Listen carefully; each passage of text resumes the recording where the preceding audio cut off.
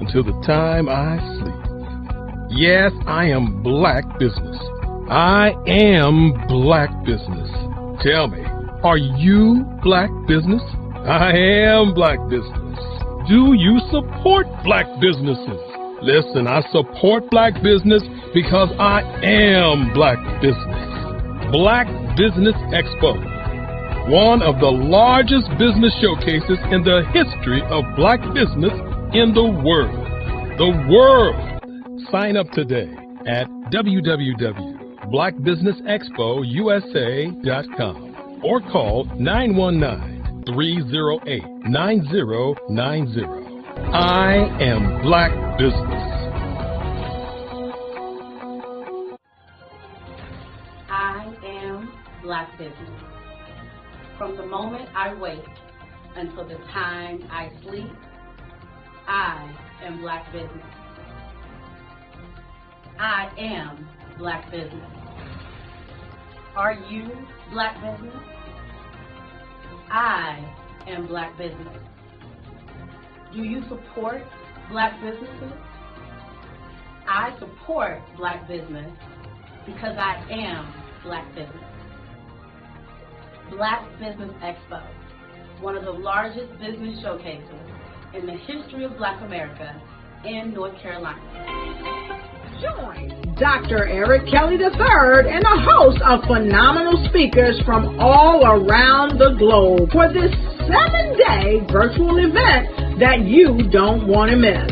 The mission of the Black Business Expo is to raise scholarship money from kids all the way from high school all the way from college. The Black Business Olympics is one of the largest black business showcases in the world. It is an opportunity for businesses and companies to showcase their businesses globally. We are going to be giving away laptops up to $5,000 away to students. Again, I'm Olivia Appleberry, the founder of 2 Cents Finance and one of the speakers for the expo. I am so excited to see you there. For more info, go to www.blackbusinessexpousa.com or call 919-308-9090 and hope to see you there. I am black business. From the moment I wake until the time I sleep. Yes, I am black business. I am black business. Tell me, are you black business? I am black business. Do you support black businesses? Listen, I support black business because I am black business. Black Business Expo, one of the largest business showcases in the history of black business in the world.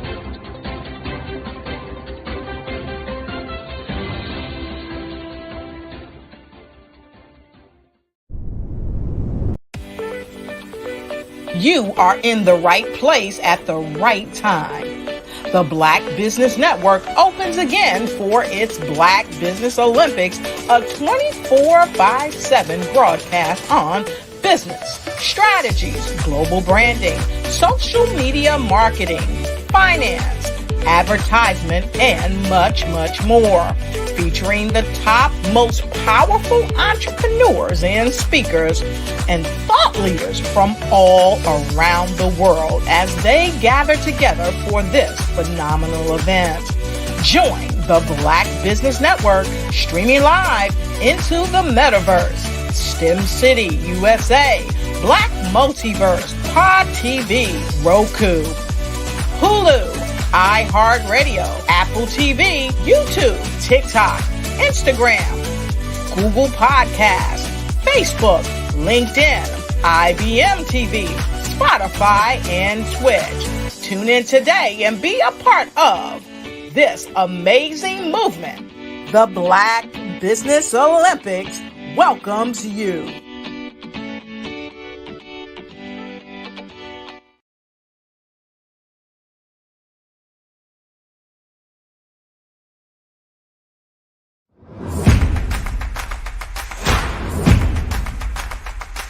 Ladies, If you're a person who continually pours out, you won't want to miss this upcoming event. October 13, 14, and 15 at the Holiday Inn and Suites in Ocean City, Maryland, where we have a power-packed lineup of ladies who are going to pour into you. If you need to increase your impact, your influence, and your income, this is the event for you. Don't miss the power of sisterhood. These ladies coming from around the world to network and connect with you. Don't miss it. How do you get the information? Glad you asked. Go to barbarahsmith.com and click the link. All the details there. Don't miss Sisters Inspire Sisters to Advance, October 13, 14, 15 at the beautiful Holiday Inn and Suites in Ocean City, Maryland. What you know and I know together can change the world. I want to see you there.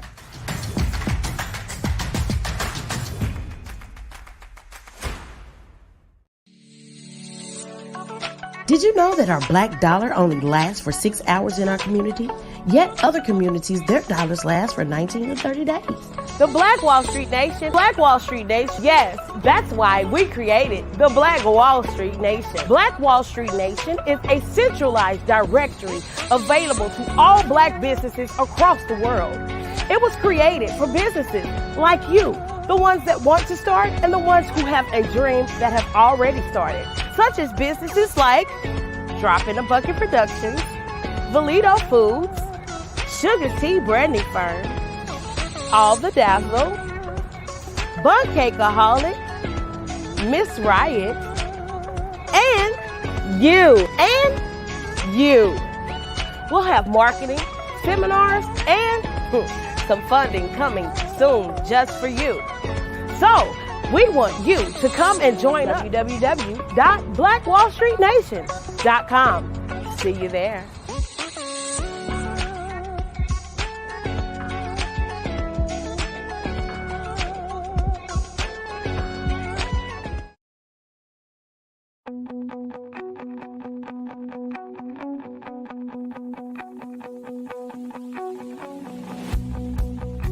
I am Black business.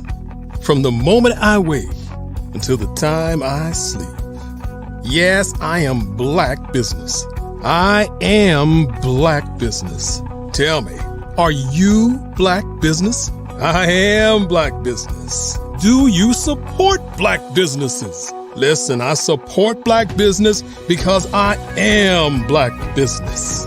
Black Business Expo, one of the largest business showcases in the history of Black business in the world. The world! Sign up today at www.blackbusinessexpousa.com or call 919-308-9090. I am Black business.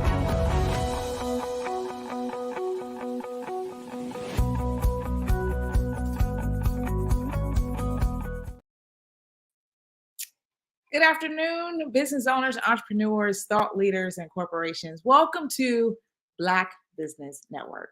My name is Spiritual Teak, and I'm your Black business moderator for this afternoon on Black Business Network. The Black Business Network is a 24-hour business network showcasing Black businesses, Black owners, entrepreneurs, thought leaders around the world. We have speakers from North Carolina, London, Singapore, Africa, Japan, and cities all over the United States. The Black Business Network is a global community sharing its business knowledge to empower, inspire, and educate businesses about businesses. I am pleased to present to you your next keynote address speaker, Ms. Kat Corchado. Kat is a national consultant and trainer with the Women's Veteran Network. She volunteered and was chosen as one of the original peer leaders with the Woven program in 2017. She's helped lead over 15 in-person and most recently online peer groups, and she did one of the first Woven online peer leader trainings. She's an advocate and champion for all women veterans and helps them to navigate the transition process from active duty to civilian, which is why Woven was a perfect fit. Prior to her position with Woven, Kat retired from the USA Air Force at Charleston, AFBC, South Carolina, where she spent her entire career in communications and retired as a project manager in communications. help me bring to the stage, Kat Corchado.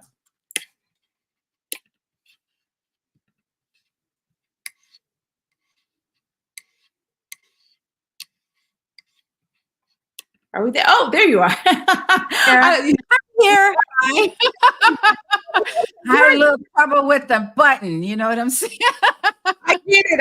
It's the world of IT, but we're still going to make it happen, Kat. How are you doing this afternoon? I'm doing so well. Thank you for that great introduction. Thank you so much. You are so welcome. Genius is common, and I'll see you on the other side. Good morning, good afternoon, and good evening to everyone who is here today. So you heard a little bit about how I volunteer for the Women Veterans Network because of my military service. But I'm going to do a little bit of a different introduction. So I am the freaking fabulous Kat Corchado. You already know I'm a proud military veteran, but I'm also the founder of Small Space Pilates. It's an online community where you can feel fit and fabulous and rediscover your fabulosity via online classes and videos. I'm also the host of the Sisters in Service podcast that features all military members, but specifically women, where we get to speak on the good and the bad and ugly, things that happen to us while we're in service and out of service. So today, I want to talk to you about the incredible benefits of starting an 11-minute exercise routine and how it can enhance your health and wellness. I know, 11 minutes, right? But I also want to tell you my fitness journey first. My fitness career started in the military. As a single mother, I needed some extra money to make it to the next pay period because contrary to popular belief, we don't get paid a whole lot of money. At each duty station, I would always find a fitness facility off the base, even though there was a gym on base. It was in 1984 that I was asked to take over a fitness class. Why me? I'm still not sure, but I do know I was the fitness geek who was always at the left or right of the instructor, in the front row, doing the moves just like the instructor. Yeah, I was that person. I have been privy to every fitness trend since then, including high and low impact aerobics and everything in between. I, of course, naturally progressed to personal training, but soon realized that personal trainers were a dime a dozen.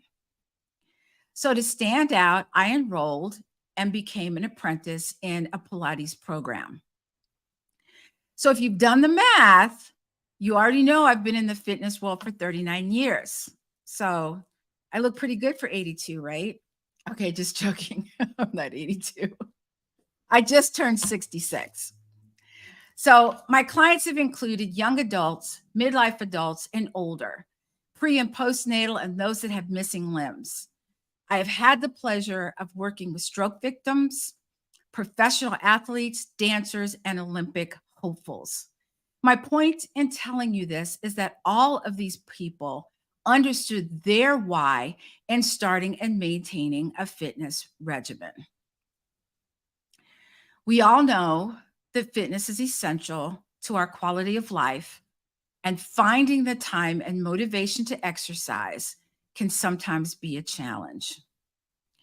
Life can and will get in the way of not only your fitness goals, but all of your goals. So like any other goal in life, we find a way to overcome that obstacle, except when it comes to health, wellness, and fitness. So we start a fitness routine, right? Think New Year's resolutions. We write down all those things we want, and then we stop. It's hard. I don't have the time. I don't have the patience. I don't have the equipment. Pick a reason. So I want to ask you, what is your why for starting or stopping? Is it time? As in not enough? Lack of equipment? Or maybe not having a place to work out? Sometimes it's our own beliefs that get in our way. How many times have you heard this from your family?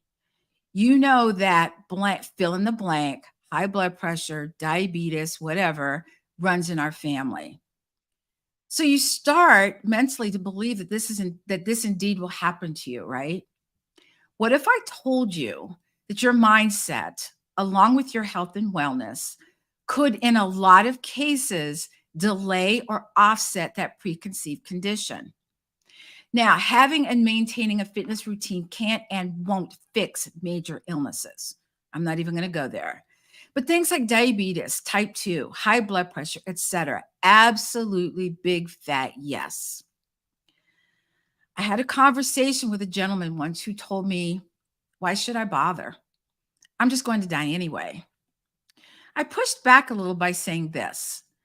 What if you had a stroke or a heart attack, but you didn't die, but you were unable to take care of yourself, and now your family, parents, children, etc., have to do that for you? Do you really want that for your family? He didn't give me an answer, but maybe I gave him something to think about.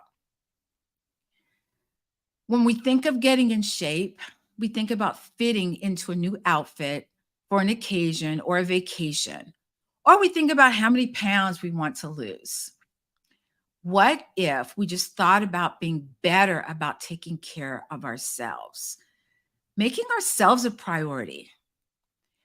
We prioritize everything else but us. Big old capital US. Think about it. We prioritize our jobs, our kids, our family, our spouse, our business. All I am asking for is 11 minutes of your time to start and or maintain a fitness routine. Now, I know you're wondering if 11 minutes is enough, but what if I told you that the hardest workout I have ever completed to date lasted 15 minutes? My workout started with the warm-up, not part of the 15 minutes, by the way, followed by 1 minute of squats, 1 minute of push-ups, 1 minute of lunges, and ab work. 1 minute rest, rinse, and repeat. Try it. I dare you. An 11-minute workout can be a game changer. First and foremost, let's discuss how starting an 11-minute exercise routine can enhance your health. We all know that regular physical activity has been proven to reduce the risk of chronic diseases such as heart disease, diabetes, and certain types of cancer. By dedicating just 11 minutes of your time to exercise, you can significantly improve your cardiovascular health, strengthen your muscles, and boost your immune system. Now, I know everyone who's listening has 11 minutes, right? Now, let's tackle the other excuse. Not knowing what to do exercise-wise or what is appropriate for your body. So this is where a personal trainer or online classes come into play. Rather than guessing about what you need exercise-wise, is time-consuming. It can lead you down the wrong path. Think of all the fitness things that have happened, and you tried it, it worked for a week or maybe not, and you just either gave it away or gave it to Goodwill or something happened with it. It's in a garage somewhere. A trainer can and will take into account your fitness level, your goals, and formulate an exercise regimen to fit your body right now. As a trainer, I have clients that I train online, and this is also an option if going to the gym is not an option for you. Some people still aren't going to the gym because of COVID and don't want to be a part of the gym. So if you're one of those people that think everyone's looking at you and you don't want to be there, do it online. I have many clients online and it's a one-on-one. But if you're not into one-on-one, there are also many class formats online. The best way to know is to try. Many online sites have complimentary classes or a week of classes for you to try. Last but not least, our mindset can hold us back.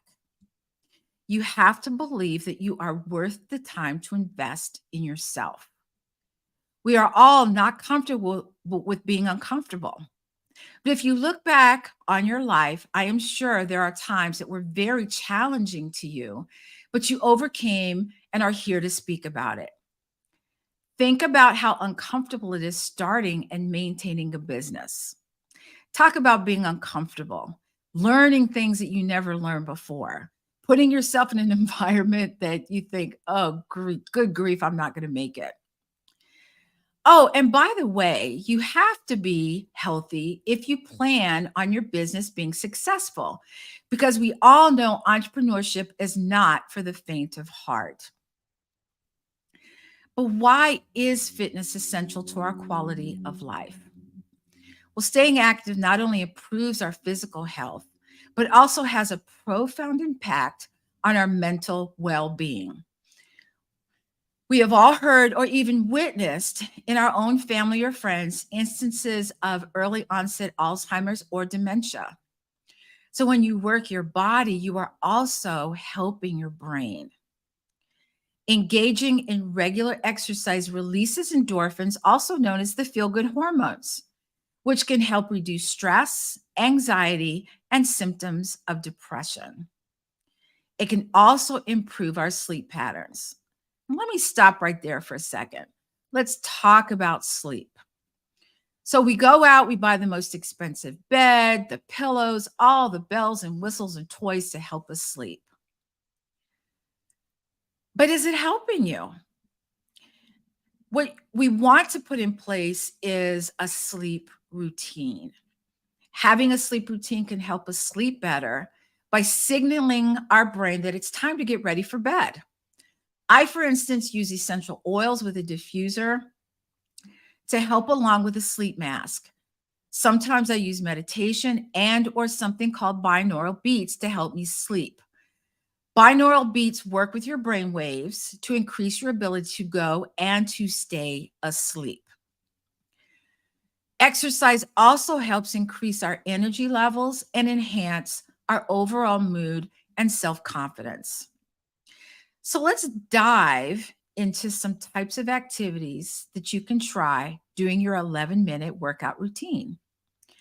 I would be remiss if I did not remind everyone to make sure you're cleared by your physician and or physical therapist to work out.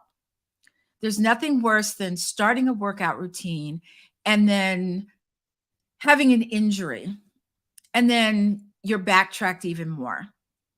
So when you get your clearance from your doctor or your physical therapist, you always start off slow. Because remember, it's not the activity, it's the recovery that's the problem.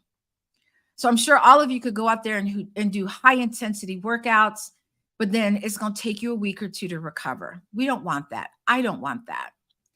Remember, the key is to find activities that you enjoy and that suit your fitness level. So you can start with a brisk walk with a friend or with your dog. People with pets usually are in better shape because you have to go outside with your dog and walk your dog. Well, you don't have to, but it's a good idea. You can also jog, which is a great way to get your heart rate up and improve your cardiovascular endurance. But jogging isn't necessarily where I would start.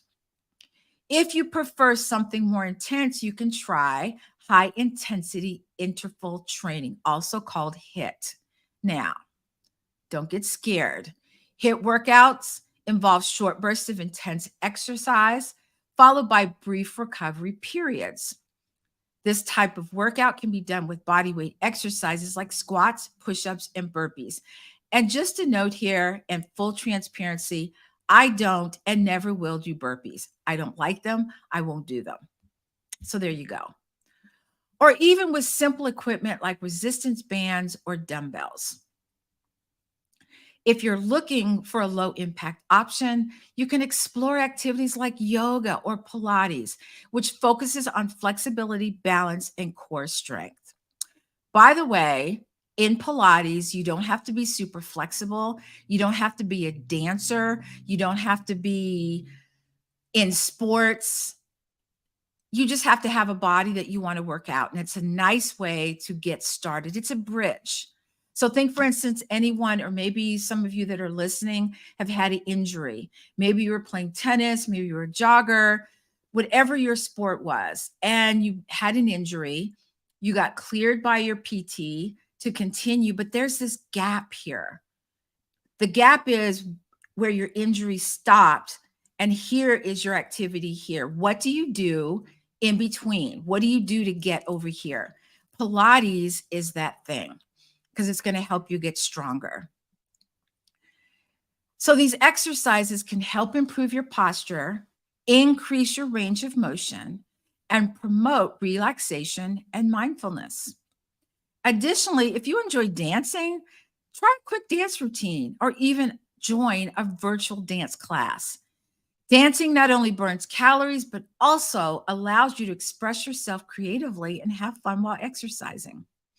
If you're an entrepreneur, you already know that we sit a lot.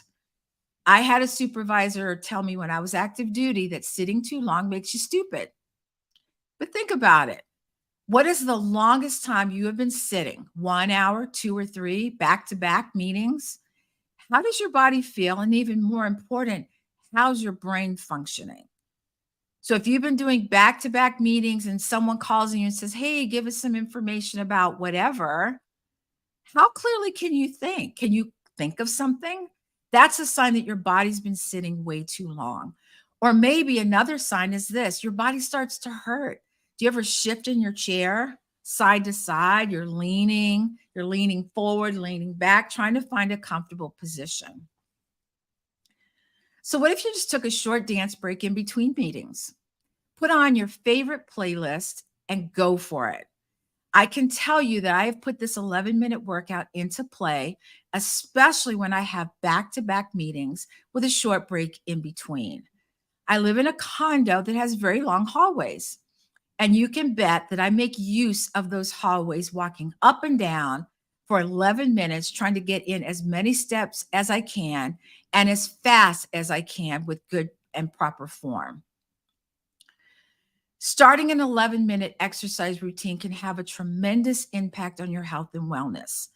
So by dedicating a small portion of your day to physical activity, remember 11 minutes, you can enhance your cardiovascular health, boost your mental well-being, and improve your overall quality of life. And so remember to choose activities that you enjoy and that suit your fitness level right now. And most importantly, have fun while staying active. It doesn't matter what you do. If you're not having a good time doing it, why? So find something that you like to do. Now let's talk about the detrimental effects of not working out on our bodies.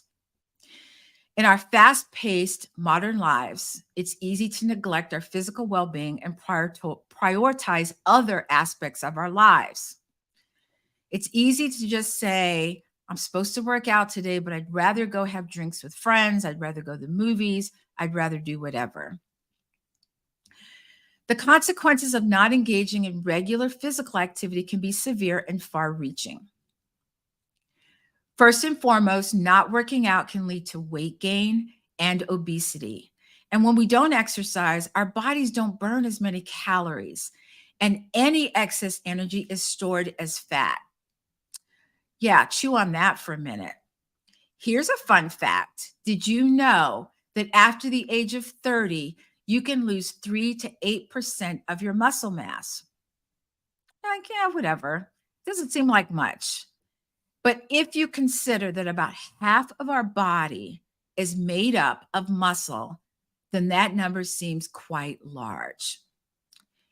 If you think about it, muscle mass helps our metabolism, which also helps us burn calories, lose weight, lose all of that. So all of this ties in. Over time, this can lead to a significant increase in body weight, which in turn puts us at a higher risk for a myriad of health problems, including, like I said before, heart disease, diabetes, and joint issues. So I'm going to pause here because one of the reasons that I started working out was I was an athlete, and after high school, there really wasn't anything else to do. I did play sports in the military. The one thing I do remember is my mother hated sports, and she did not work out at all. And I saw my mother yo-yo up and down weight-wise. She would lose weight, she would gain weight. And even at my very best, when I tried to get her to exercise, and I had bought her, okay, I'm going to go back, y'all, CDs. Remember those? I bought her a walking program on a CD for Christmas. And about a month later, I called her and asked her how it was going. And she said she hurt her knee. Walking indoors, mind you. And so watching my mother, I knew what I didn't want health-wise. And now that I see my mother in her 80s, I'm so glad I started my fitness routine when I did. My mother is overweight. She has heart issues. Her brain cognitivity isn't what it should be. And I know that I don't want that. So when you start your routine, it's not about fitting into an outfit. It's not about losing weight. It can be. But also think about where you want to be 10, 20, 25 years from now. So not working out can have a negative impact on our cardiovascular health. Regular exercise helps to strengthen our heart and improve our blood circulation. So I'm not telling you anything you don't already know. Without regular exercise, our heart muscles weaken, our blood vessels become less efficient at delivering oxygen and nutrients to our organs. And this can also lead to high blood pressure, increased risk of heart attacks and strokes, and overall reduced cardiovascular fitness. Again, this isn't news. You guys have heard this also. In addition to the physical effects, not working out can also take a toll on our mental well-being. Not working out can lead to a decline in muscle strength and flexibility. As we age, our muscles naturally weaken, and without regular exercise, this process can be accelerated. Weak muscles can make everyday tasks more challenging and increase the risks of falls and injuries. So think about getting up out of a chair. You get up, you get down, you take it for granted. What if you couldn't? And by the way, how many of you, when you do get up out of a chair, use your hands to help you up instead of using your legs? I just thought I'd toss that out there. Lack of exercise can cause our joints to become stiff and less mobile, leading to decreased range of motion and increased discomfort. So as we get older, we tend to think of our knees popping and creaking, or we get up in the morning, our back doesn't feel exactly the way it should. And we say, oh, I'm getting older. Are you? I mean, we are. As we sit here, we're getting older, but are you really going to put it on the fact that you're getting older? Or are you going to put it on the fact that maybe you're not moving as much as you should? So how well will you be able to move in the next 10 to 20 years? It's something to think about. Maybe you want to get on the floor and play with your grandkids. How many of you can get on the floor now and get up off the floor? So the getting down isn't the problem, it's the getting up. Physical activity is not only essential for our physical health, but for our social well-being. Engaging in fitness activities allows us to connect with others. We all need connection. Think about COVID, when we couldn't exchange ideas person to person, and we all got Zoom fatigue, or maybe we still have Zoom fatigue.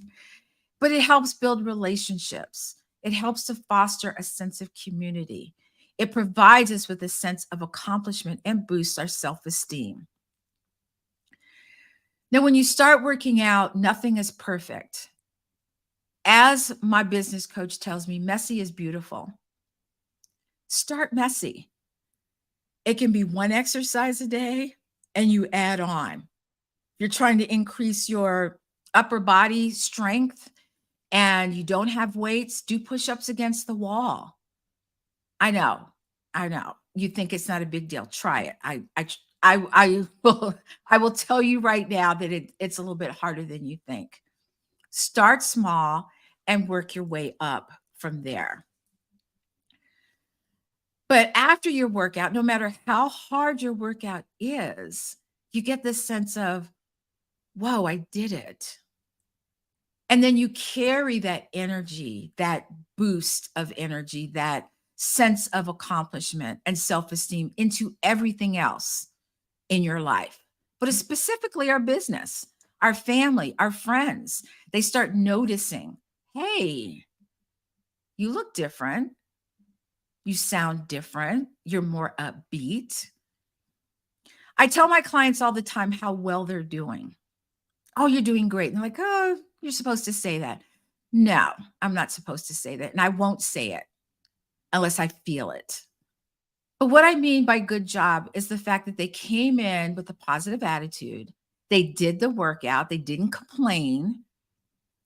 And we had a great time and a little bit of laughter along the way. Yeah, that's a good job. That's a job well done. And so when you do things like that, it starts to increase your metabolism. You start to feel good. You get on the scale. You notice, because your mind isn't on losing weight, you found that you've lost a couple pounds. And people start to notice, wow, you look great. The best compliment a woman can get is from another woman. God, your hair looks great. God, you look awesome. Where'd you get them shoes? You look fantastic. I can tell them all day long how great they are, how great they're doing. But when someone else notices, a family member, a friend, a colleague, a coworker, it seems to mean a little bit more. So in conclusion, the effects of not working out on our bodies are significant and wide-ranging. From weight gain, an increased risk of chronic diseases, to decreased cardiovascular health and mental well-being. The consequences are undeniable, and it's crucial that we prioritize regular physical activity in our lives to maintain a healthy body and mind. So let's lace up our sneakers, hit the gym, or go for a run, and reap the countless benefits that exercise has to offer. It doesn't have to hurt. It should always feel good. And if you have a trainer and it doesn't feel good, let your trainer know. I can always help people in giving you ideas on how to choose a trainer, because a lot of us choose people that look good, right? Well, that person has a great body. Let me ask them to train me. Just because someone looks good in the gym, all that means is that they're good at training their body. Okay. I've heard many horror stories of people who got someone who looked good and didn't know what they were doing, and the clients ended up getting hurt. It's real. So when you hire a personal trainer, or you want to hire a personal trainer, you should interview them, just like you would interview anyone else who may be watching your kids. You don't just grab anybody off the street. You're going to interview them, ask them certain questions. So certain things that you could ask a trainer is, are you available at the time and day that I want to train? How much are you for your sessions? Are you available on weekends? Have you worked with someone who maybe you have a knee injury, a back injury, maybe you've just had surgery? These are all major questions to ask. And so the other thing you can do is watch people. If you do go to the gym, watch trainers who are already training someone, because you'll see them in there working out with people. Are they on their phone doing this, are they yelling at them? And by the way, what kind of trainer do you want? Someone who yells at you, boot camp style? Yeah, not me. I'm not that person. Or do you want someone who's going to talk to you and be your coach and encourage you to be better, but also encourage you in a way that makes you feel like you've made accomplishments, that you're making strides? And if also nutrition is a big deal for you, that's something that you want to incorporate into your workout, find a trainer who has a nutrition background. Always ask a trainer what their certifications are. They might say things like IFFB, they might say NASM.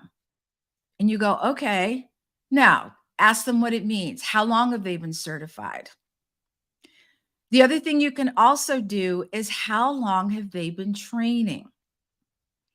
So if you're like me, I want someone who is in my age range, who's been doing it for a while. Like I said, I've been doing this for 39 years. I want someone who's been doing it long enough and understands my body, understands my nuances, understands the fact that I hate burpees and I'm not doing them. Someone that is your coach. So it's important to find out these things. And I don't know if any of you listening have ever asked these types of questions, but they're crucial to you being successful in your endeavor to work out. The worst thing you can do is just grab any trainer and you don't like them.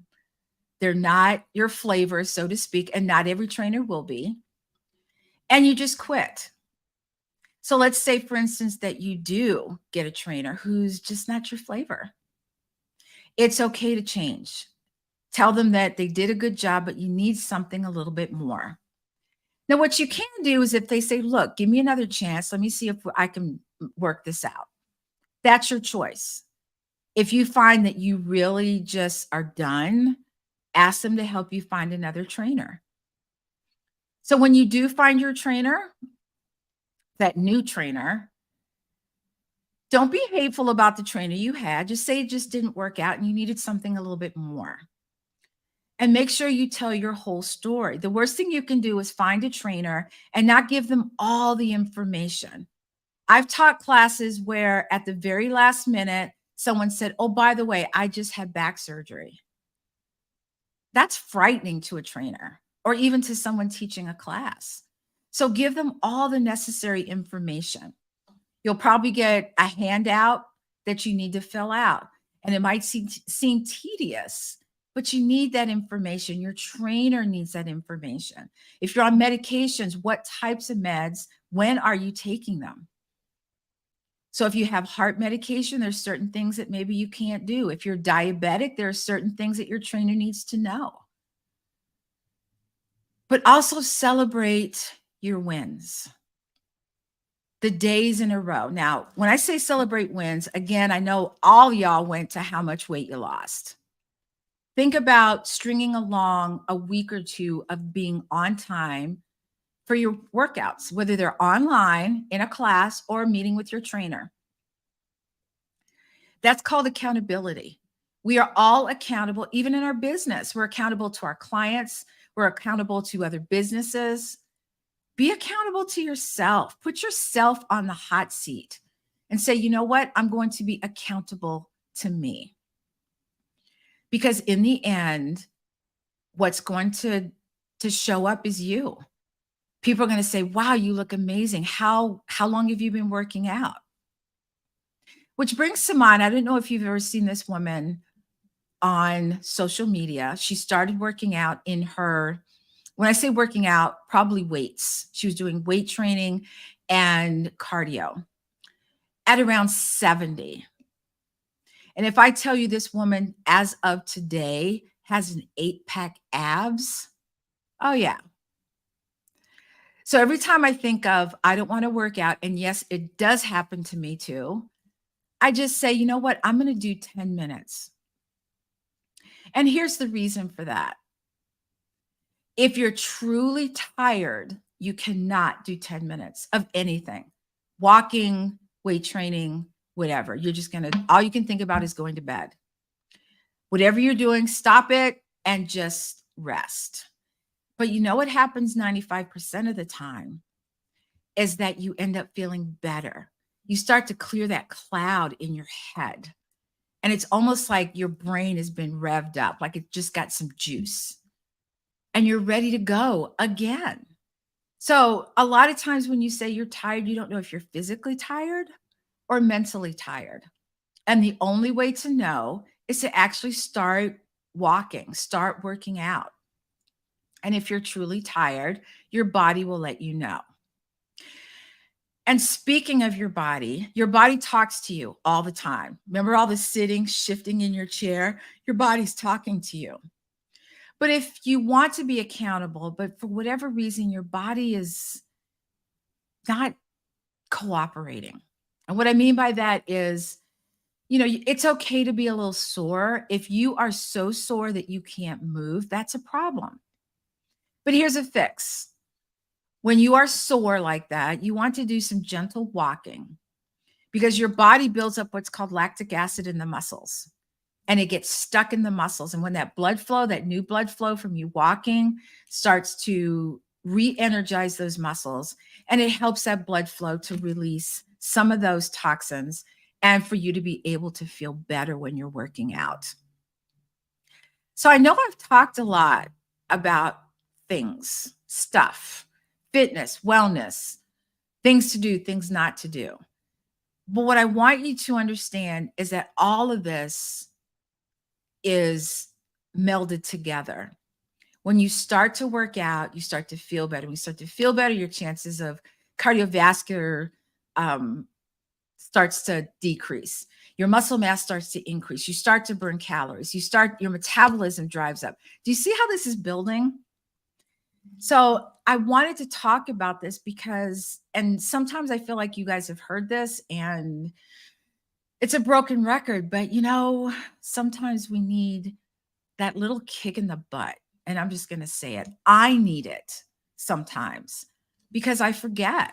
It's easy when you have clients, but sometimes to put that information to your own life is harder.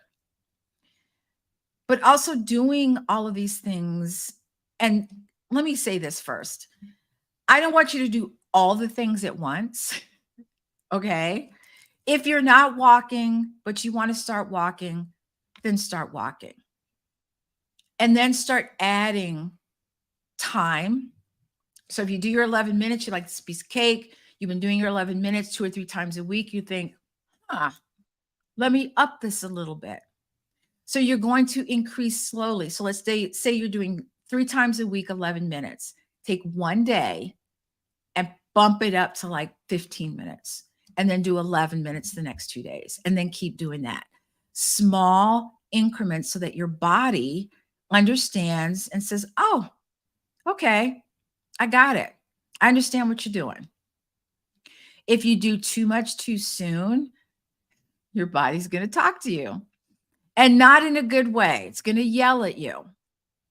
But also when I think about working out, stretching is so misunderstood. We think of stretching as something that you do before or after workout. And it is.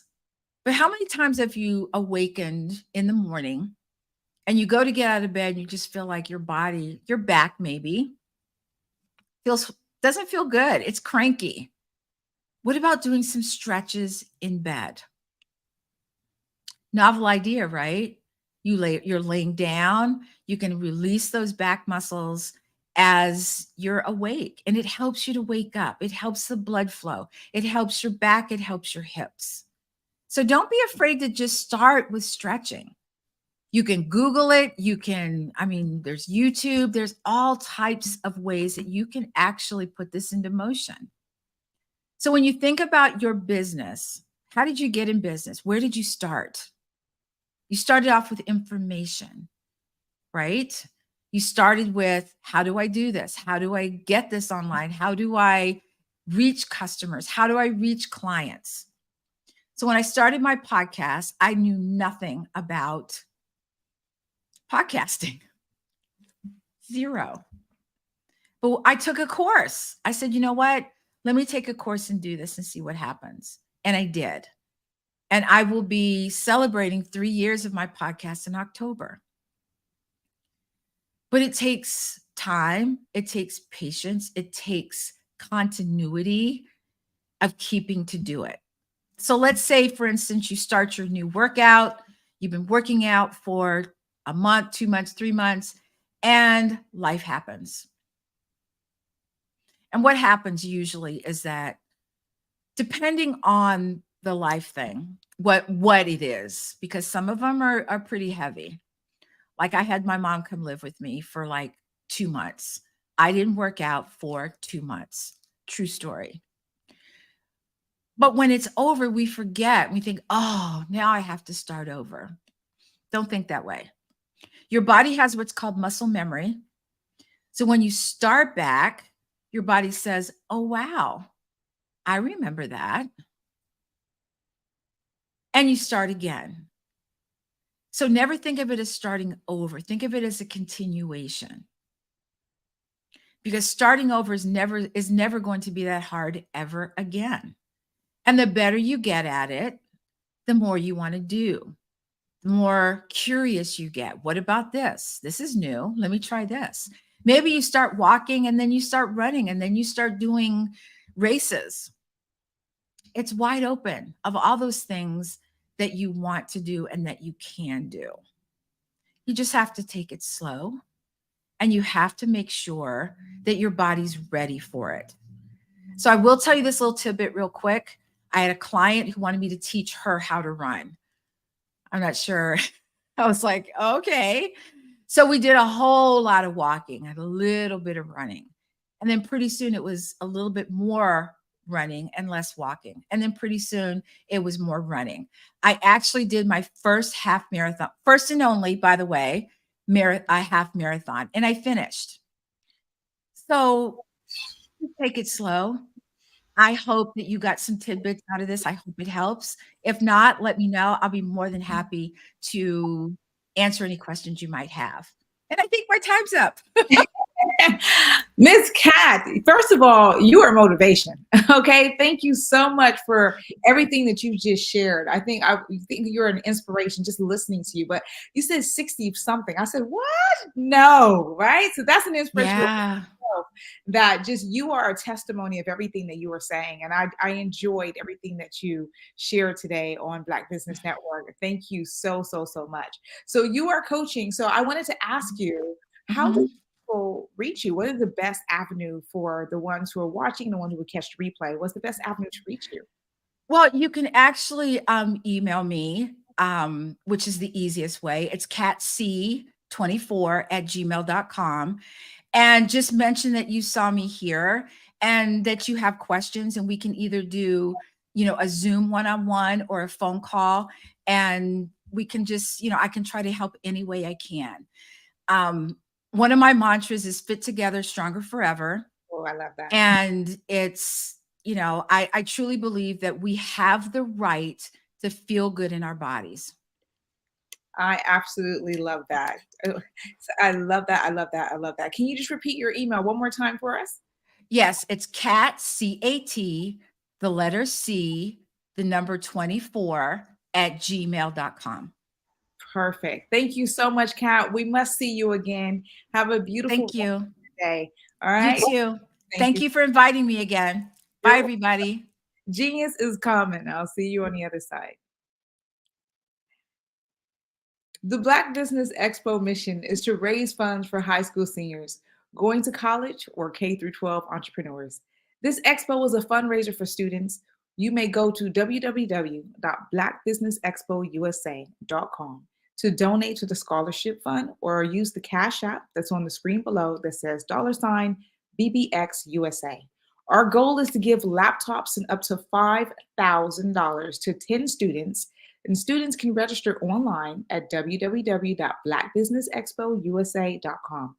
Every dollar counts, so we want to remind you to donate to the scholarship fund. We want to thank our Black Business Expo USA sponsors, NC100, Moody Capital Partners, Suede Soul, Lotus Ritchie Coaching and Training, Caroline, Virginia Minority Supplier Development Council, Step Management, BHS and Associates, Margie McLean Foundation Incorporated, Genius is Common, Earth Essentials, Mullane Shaney Global, Executive Women Success Institute, The Quality Coaching Company, Superwoman Business Services, Creative Force Studios, Lee Entertainment, Artist App Design, Black Business Expo USA. Genius is coming, and I'll see you on the other side.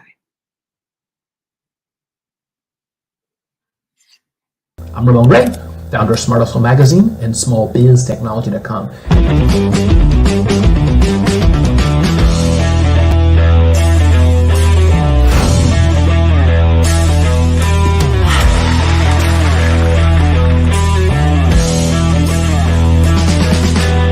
You're here today to celebrate small business success. Stand up on your feet. You rocked the house. It was amazing. Didn't we learn? For me, success comes from failure. One thing not to do is shake somebody's hand like this.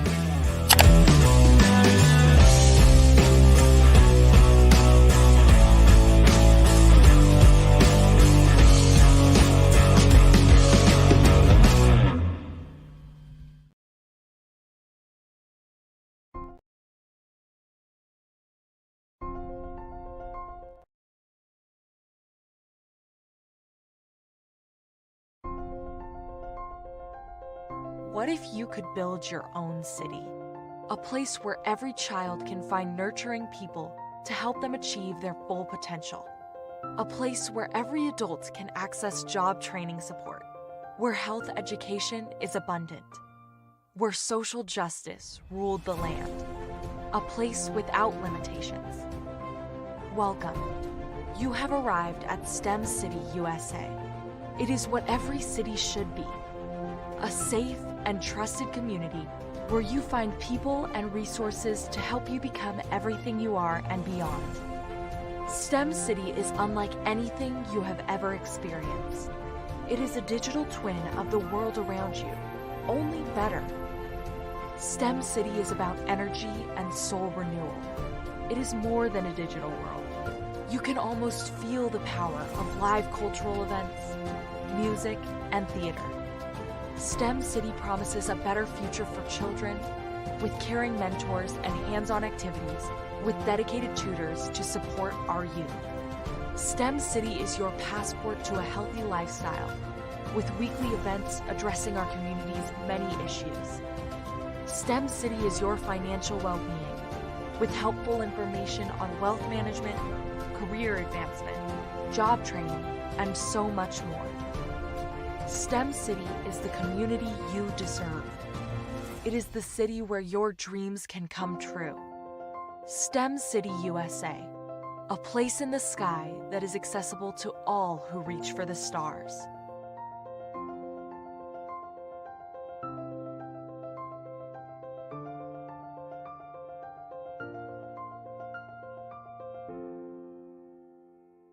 I was born in a little village on the island of Haiti. Many deadly diseases pounded me. It is as if they were on a mission to end my existence on this earth. I refused to give up. In 1983, I left Haiti and came to the United States of America. And I came with $5, 2 shirts. I didn't speak any English. I came to Atlanta. I got a job. I was a doorman. I was a doorman with a dream. What I used to come on stage. I'd rehearse this moment that I'm standing in front of you. That's the power of a dream. Maybe today is the day you begin acting as if you already have it. And then step out with full force. Take a risk. No condition is permanent. Don't let your situation distract you. You are chosen. You are called. You are born for a purpose in this life.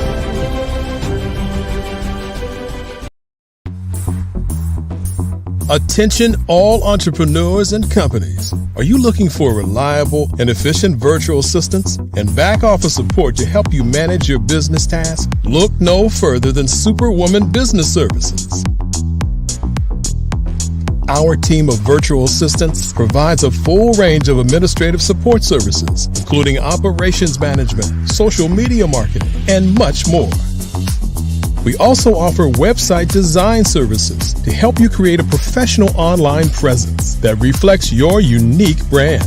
In addition to administrative support and website design, we offer business development and structuring services to help you grow your business and achieve your goals. We'll work closely with you to identify areas of improvement and develop a customized plan to help you reach your full potential. At Superwoman Business Services, we understand that running a business can be overwhelming and time-consuming. That's why we're here to help you fly high and achieve success. Our virtual assistants are highly skilled, experienced, and dedicated to providing you with the support you need to thrive. Come fly with us and take your business to new heights. Let us help you become the superhero entrepreneur you are meant to be.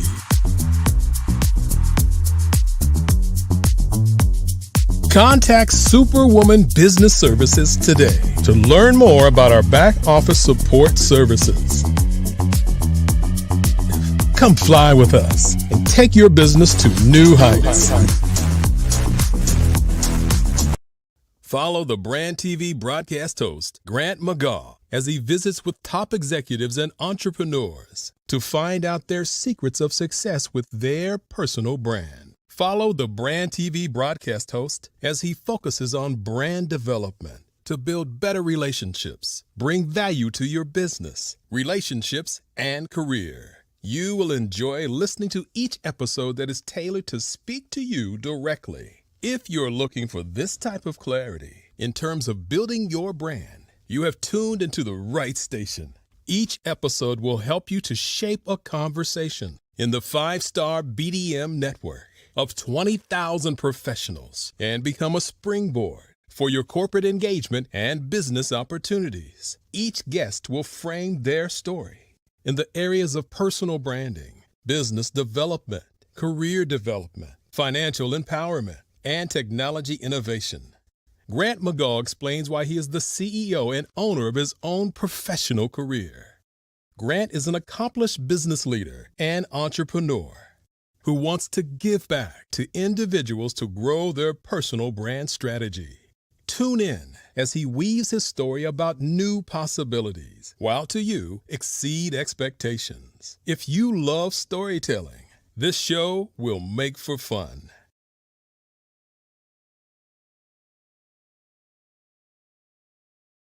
Phenomenal Tanya T. Wise, who is here from the great state of Maryland. Tanya, welcome and thank you for being with us today. Can you indulge our audience a little bit and tell them just a little bit more about who you are and what it is that you do? Well, I love being able to talk to people and have a magnetic attitude, being able to just show them. So I always like to say, level up is Coach at Tanya T. Wise here. So can you tell our audience, just give them a teaser about what your presentation will be about? So my philosophy is that we should all be living our dream life. So tomorrow I'm going to talk about how you start living your dream life. What are some of the things that you thought about in your childhood that you just kind of let go and dormant? Wow. And I want to reignite that and just give you some pointers and some tips, some tools, some strategies to be able to start living your best life now. And guess what, Rhonda? And leave an inheritance for your legacy. Oh my goodness. Okay, I know that's resonating with a lot of people. I've heard that you have a dynamic coaching program. Can you tell us a little bit more about that? Absolutely. So our coaching program help people that have the lack of time, that lack strategies, and lack the confidence to go after their dream life. So we help them implement tools, we help them implement strategies, as well as give them resources so that they can live their best life now and leave that inheritance. Wow. Oh, I love that. I love the leave the inheritance part. Listen, you are dropping some major nuggets, and I know a lot of what you're saying is resonating with a lot of people, but I think we're all curious. How did you even make this transition into the speaking and coaching arena? What's the story behind this? So I started out in finance, and I realized that a lot of people don't necessarily go after their dream life because of the lack of finances or the education behind finances. But it wasn't until I lost my firstborn, my only son, that life changed for me. And where I was going after it all, living the corporate life, hit my 6-figure income and living in my dream house with my dream man, driving my dream car.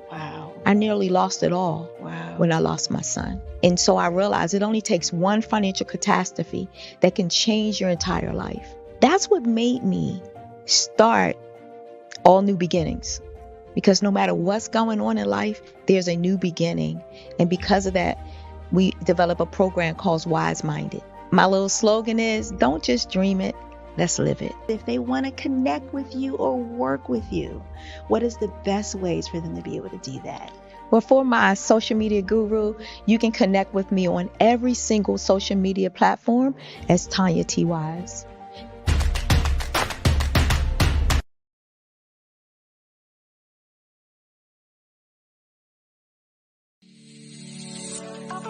Did you know that our black dollar only lasts for 6 hours in our community?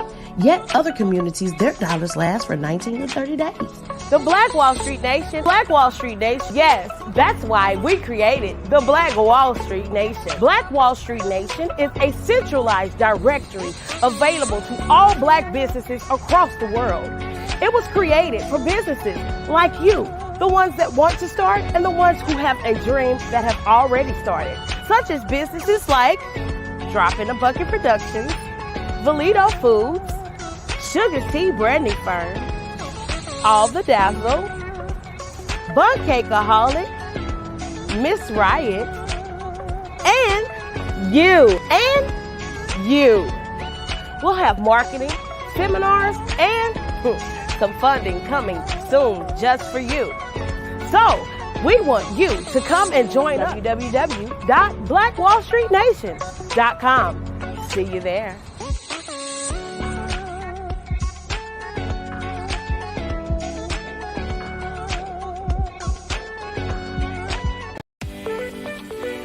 You are in the right place at the right time. The Black Business Network opens again for its Black Business Olympics, a 24/7 broadcast on business, strategies, global branding, social media marketing, finance, advertisement, and much, much more. Featuring the top, most powerful entrepreneurs and speakers and thought leaders from all around the world as they gather together for this phenomenal event.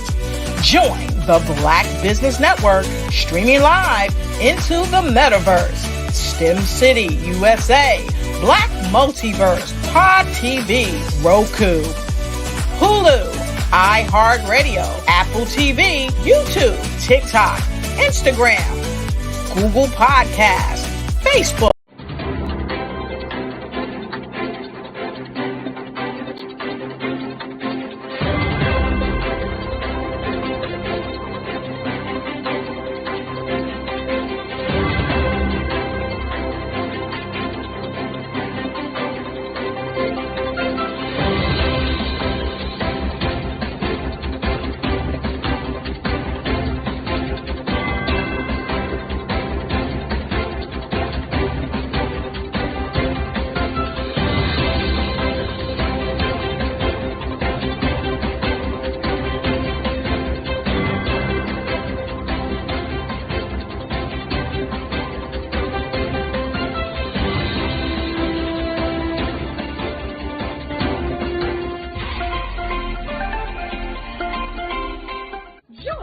Dr. Eric Kelly III and a host of phenomenal speakers from all around the globe for this 7-day virtual event that you don't want to miss.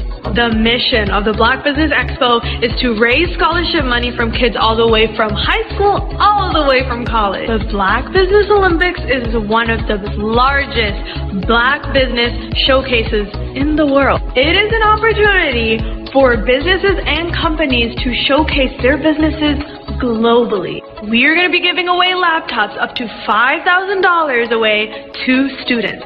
Again, I'm Olivia Appleberry, the founder of 2 Cents Finance and one of the speakers for the expo. I am so excited to see you there. For more info, go to www.blackbusinessexpousa.com or call 919-308-9090 and hope to see you there. I am Black business. From the moment I wake until the time I sleep. Yes, I am Black business. I am Black business. Tell me, are you Black business? I am Black business. Do you support Black businesses? Listen, I support Black business because I am Black business. Black Business Expo, one of the largest business showcases in the history of Black business in the world. The world!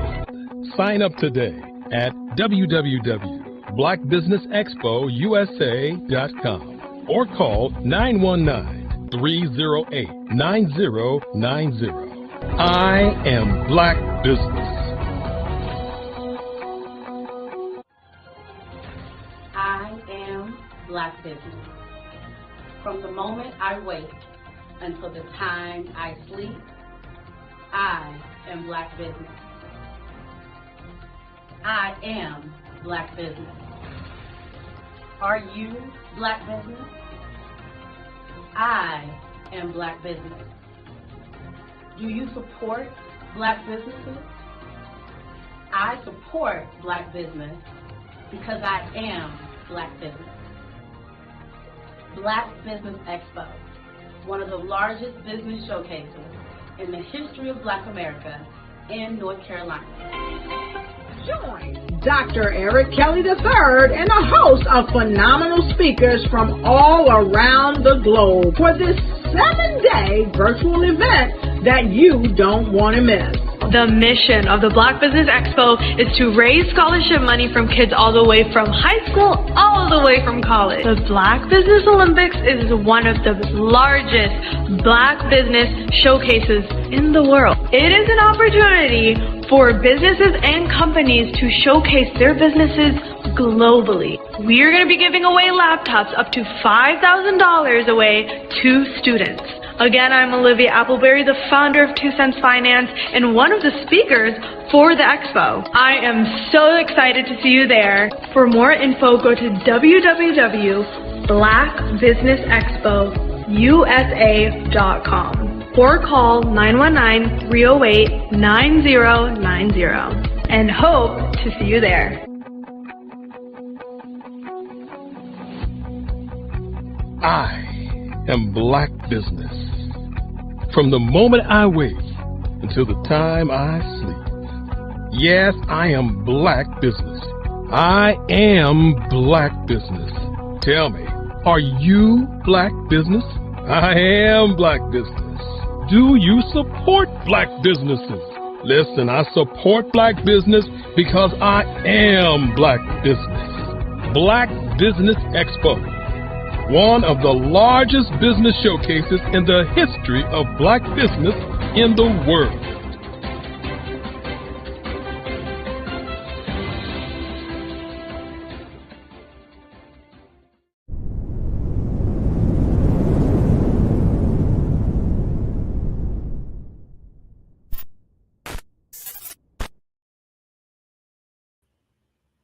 All right. Hello, everyone. Good evening.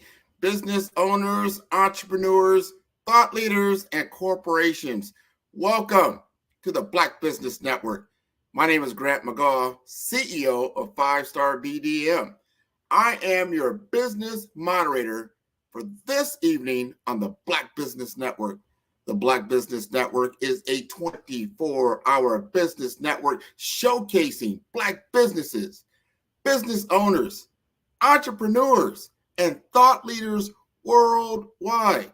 We have speakers from North Carolina, London, Singapore, Africa, Japan, and cities all over the United States. The Black Business Network is a global community sharing its business knowledge to empower, inspire, and educate businesses about business. Today, we are honored to have two stalwarts of the industry with us in cybersecurity. First, Dean Morgan, a seasoned expert in cybersecurity assessments, risk management, and SOX testing with a vast footprint across key financial sectors. And joining him is Dr. Weeks, a maestro in data privacy and security with hands-on experience interfacing with the European Union's regulatory powerhouses. Together, they bring over 4 decades of combined experience. Let's welcome Dean Morgan and Dr. Weeks to the stage.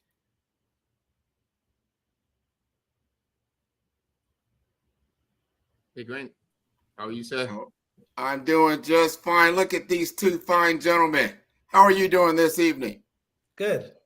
You're blessed. We're blessed. Happy to be here. Well, I am happy you're both here. We're going to start this conversation off with something that is probably I'm going to talk about the elephant in the room. What do I mean by that? Is that when most people think of cyber security, think really of information technology as a whole, they're not seeing people who look like me and you. They're seeing others. You know, it's dominated by even other cultures, whether they're being India or Eastern Europe or other locations in Asia. Here we are in the US. You two have chosen cybersecurity as your profession. So my first question, and I'll give you both a chance to answer. I'll start with Dr. Weeks. Why did you start your profession in cybersecurity? You know, I think cybersecurity is a key initiative for any organization. When we try to think of cybersecurity in the simplest term, right? When we start looking at where the outcomes or trend is going to be, I start looking at what are some of the fields for which you can kind of bring the value to an organization. And when we start looking at the field of cybersecurity, you know, it's an opportunity to bring your true self, right? Whatever expertise you may have from prior organization or industry that you've worked, to be able to bring that to the field. I think it represents a growing field, and being able to look at where the field is today and where it's going to go, it kind of, you know, behooves you to not be prepared to kind of undertake some of the opportunity that exists today within the industry. These are interesting things. Now, both you gentlemen have island roots, I believe. I think St. Kitts and Jamaica. And I'm proud of you, really, what you've accomplished in your life. When I look at Dean, I'm like, wow, you've done so many things. I've watched you transition and morph and change, whether you were in the accounting world, the finance world, you got into the audit world, you got into cybersecurity. Tell us, why did you choose cybersecurity? You know, people ask me that all the time, and I always tell them, if it wasn't for Dr. Weeks, from when we worked together, like a decade ago, it seems like, I used to audit him. And I had a fascination for just security and the things that security people did and the tool set and the mindset. Yes, I was an internal auditor. I got to the point where I started knowing all their findings and the recommendations, and it was just time to move on. And he allowed me to kind of shadow some of their processes and understand some of the terminology of things that they did. And it just grew, and it opened the door for me to get into an information security analyst seat, which allowed me to grow the director I was working for, and it just took off. Well, that is interesting, because here's the intersection between finance and then information technology, which you took. Now, did you have to enroll in certain courses? Did you have to get, was it company training? Tell us what you had to do to begin to be able to apply for these types of positions. Well, that's another good question, because a lot of training, seminars, mentorships with other cyber professionals, and it allowed me to grow. And of course, there's no better teacher than Deloitte & Touche. It's like on steroids, or a master's degree on steroids, I tell people. So at the firm, you get an opportunity to work with some of the most talented individuals in the country and the world. And of course, you know, you're working with Fortune 500 companies, so you learn fast. Well, I can see you learn very, very fast. And I know, Dr. Weeks, you just got your doctorate, but you are also pursuing a JD Juris Doctorate in I don't know if it's cybersecurity per se, but talk to us about that. And why did you take that up in order to impact policy? So I think when I start looking, and I'm actually working on a JM first, I'm going to do the JD after that. Okay. But the reason why I kind of chose that field is, coinciding to what Dean attended reference to as well. I think the environment is changing, and one of the expertise that I think we can bring to the profession is being able to understand the individual on the other side, right? Laws are changing, regulation impact what we do every day. So not just wanting to have the technical skills, but being able to understand the regulation, where the market is, how the regulation is going to impact an organization that you may support, right? So I think being able to extend your knowledge, I'm a lifelong learner.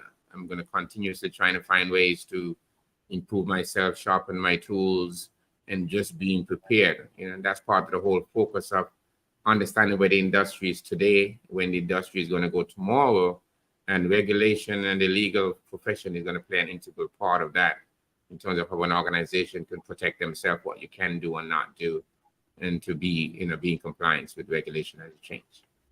These are interesting facts. Now, we've got an audience out here, and some of them are kids. We're doing this for our K through 12 students. There's a lot of college students here, people that are early careers. We're looking at information technology, because right now information technology employs a lot of people, but there's, again, not a lot of people who look like us. Help us to demystify the industry and the IT sector, and so people aren't intimidated by, like, oh wow, I've got to be super smart, I need to have mathematics degrees, all these different things that they shy away from the profession. How would you encourage them to pursue a career in information technology? When a lot of this start by mentorship, and we've talked about that a couple of times. And in order to get invested in this field, you need to first start showing an interest, right? When I started my journey, one of the things that I was blessed with is to be able to get mentors. I think there is a specific mindset as it relates to what cybersecurity represents in the industry today. And we've spoken about this in the past when you start talking about, not having enough talent. I think one of the things we need to start addressing is the whole, what is cybersecurity at the baseline? And a fundamental understanding is that you have the ability to bring in that which you know. Like Dean said, he audited me before when our path crossed. But the benefit of that exchange is having an understanding of what Dean is expecting of me kind of prepared me for an audit, right? When an auditor come in to audit your organization, I may not do it on a day-to-day basis, but just having some fundamental understanding in terms of what Dean's expectation of me from an organizational level helps me. When we look at it more broader in terms of individuals who may have an interest in the market, it's just about being inquisitive, right? You may be that individual who like to take things apart and put it back together, but just understanding how things work. There is obviously not a misnomer that, everybody's a hacker in cybersecurity. That is just one part of the organization, right? You need to have individuals who may be skilled at identifying an issue. Like Dean speak about in the past, as an auditor, he has the technical knowledge of understanding the way the things should work.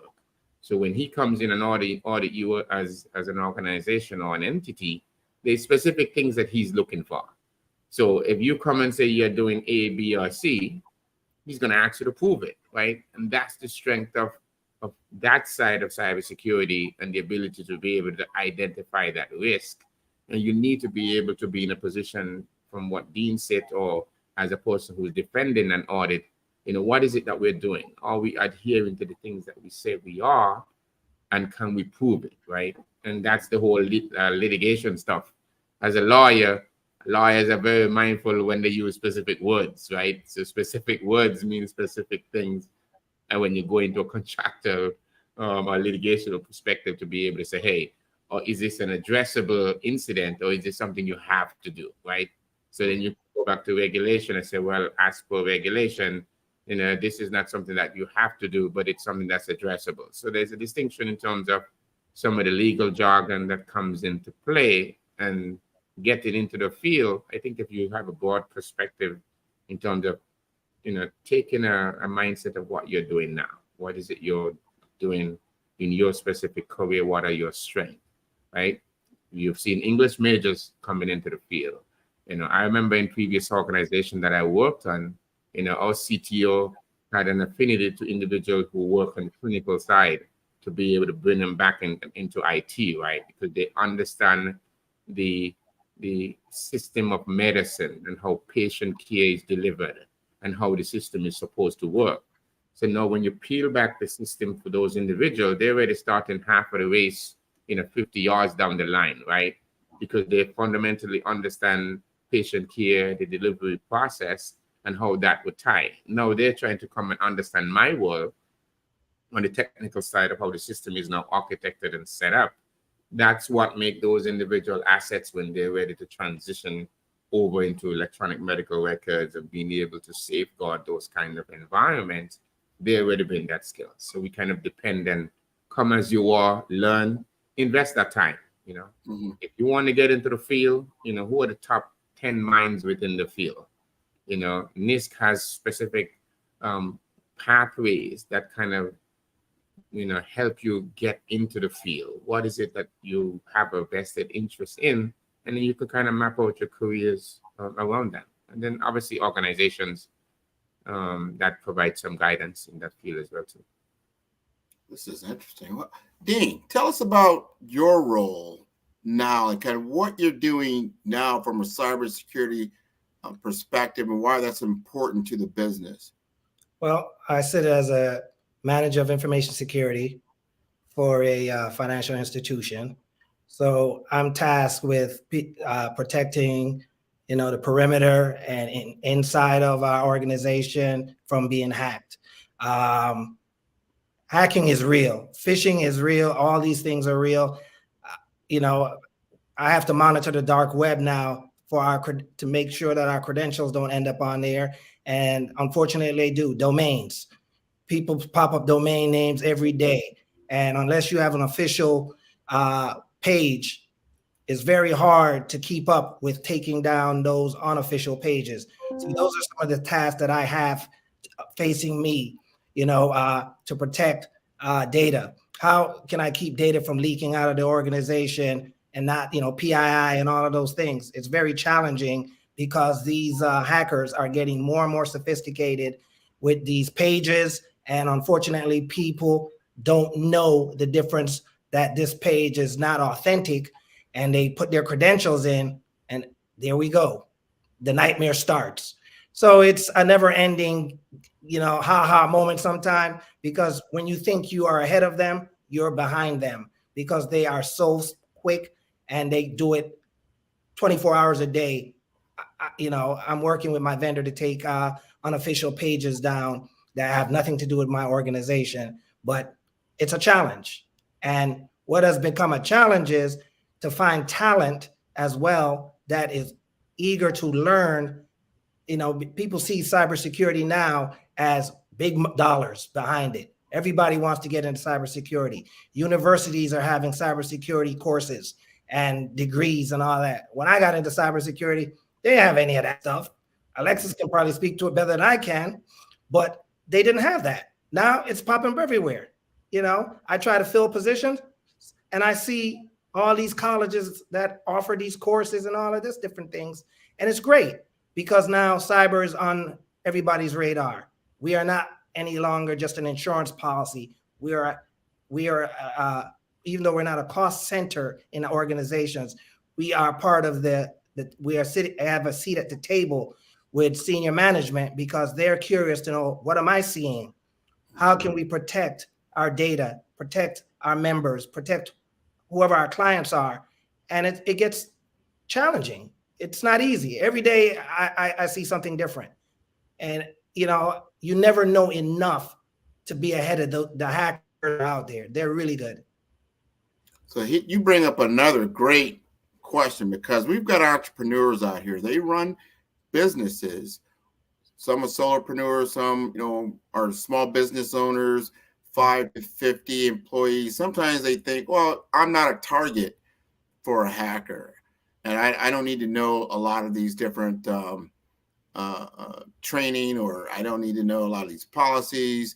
Help us understand, why are they such a target, and the things they really need to take note of as they do business day to day. Well, emails.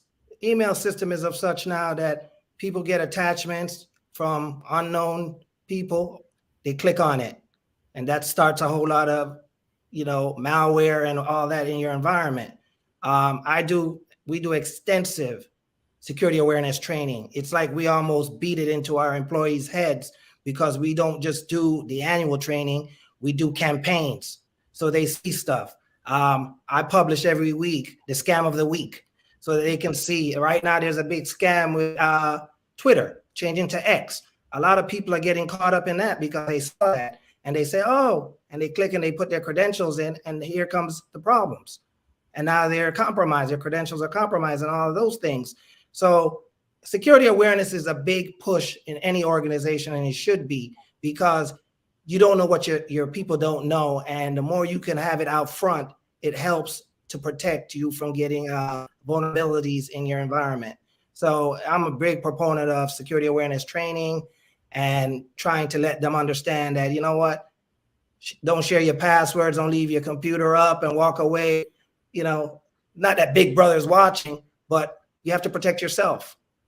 You know, and you have you know, and also with the smartphones, it makes it a lot easier for people to commit theft. You know, so there's just a lot of moving pieces that's taking place that you have to be very proactive and realize that, hey, you know, you got hackers sitting in their parking lot at your organization, just waiting for your wireless to get in, and they get in and that's it. You know, you have problems. Vulnerabilities start coming, and then malware and everything, you know, and it becomes a vicious cycle. And then now you're into your insurance policy. And of course, you know, cyber insurance doesn't really like to pay, and they want to investigate and do forensic work and all of this stuff. But at the end of the day, it costs. There's a cost to all of this, you know, labor, whatever. Your policy is going to go up. How many times have you been hit with a breach and all those things? So there's so much that can happen. I've gone through that. I've gone through that twice now. I've just went through it about a month ago, where we had a breach, and it wasn't fun. It took place based on a server. And, you know, records PII gets out there if you're not careful. Accounts are out there, but you're hoping that no PII, personally identified information, is shared on the dark web. And that's the part that, you know, you can breathe a little easy, see that type of information showing up over there on the dark web. Wow. Dr. Alexis, how would you like to help us? Because now we hear about this problem. You're a small business owner. You're probably sitting there like, I don't even want to touch my computer. But help us with some good housekeeping that is necessary. I've heard about security awareness training, because I don't think a lot of us are like, hey, there's training available. You don't have to be part of a Fortune 500 company. I mean, help us understand what we really need to do to keep ourselves safe. So, you know, like Dean was saying, a lot of it is simple stuff, right? Being aware that there is an issue that exists. You know, one of the key drivers in terms of mitigating that risk, and if you've heard me say it many times, it's not a matter of if, right? It's a matter of when, right? As an organization, you will have an event, and most organizations are not even aware that they could be having an event as we speak right now, because the adversary have found a way to kind of cover their tracks, right? Having come in, done recon, understand where your information is. Second, the next thing that could address that is you knowing what you have. You know, Dean talked about PII information ending up on the dark web. Some organizations don't even know where the PII exists within the firm, right? And as a small entity, the risk is much harder for you because having a cybersecurity incident as a smaller firm, well, number one, you lack the resources to be able to address it. Many organizations with a couple more zeros behind their annual report and earnings experience cybersecurity events annually, every day. So imagine a small organization that don't have those resources to be able to defend against those attacks, right? So when you start looking at the whole approach of understanding, if you do have sensitive information, where does it exist? In what system does that information exist? And then you start looking at it from a security and what controls around that system, who have access to that system, right? Is there a layer defense? You know, we've talked about the approach of, you know, how do you protect your diamonds, right? Your diamonds are in your room or in a vault that it's locked or it's in the bank. There is multiple things or multiple ways or layers of defense that you would put in place to at least store that attempted incident. So as a small organization, you have to start looking at where resources exist. Like the SBAs, multiple nonprofit organizations have in the training, like the Dean speak about, a couple minutes ago. SBA have resources available for small businesses to be able to go online and understand what is a fish. What are the things to look for if you receive an email? And, my favorite is always, even if you get an email, it's still a trust and verify, right? If I'm expecting an email from Dean and it has an attachment, I may just call Dean and say, hey, what's the attachment that I'm receiving, right? From that perspective, even though I know and I may trust Dean, I have to always think, do I need to open that attachment, right? I pick up the phone, if I'm talking to Dean and Dean didn't tell me that he just sent me an email, it's going to be strange, right? And I'll be like, hey, I just received an email from you.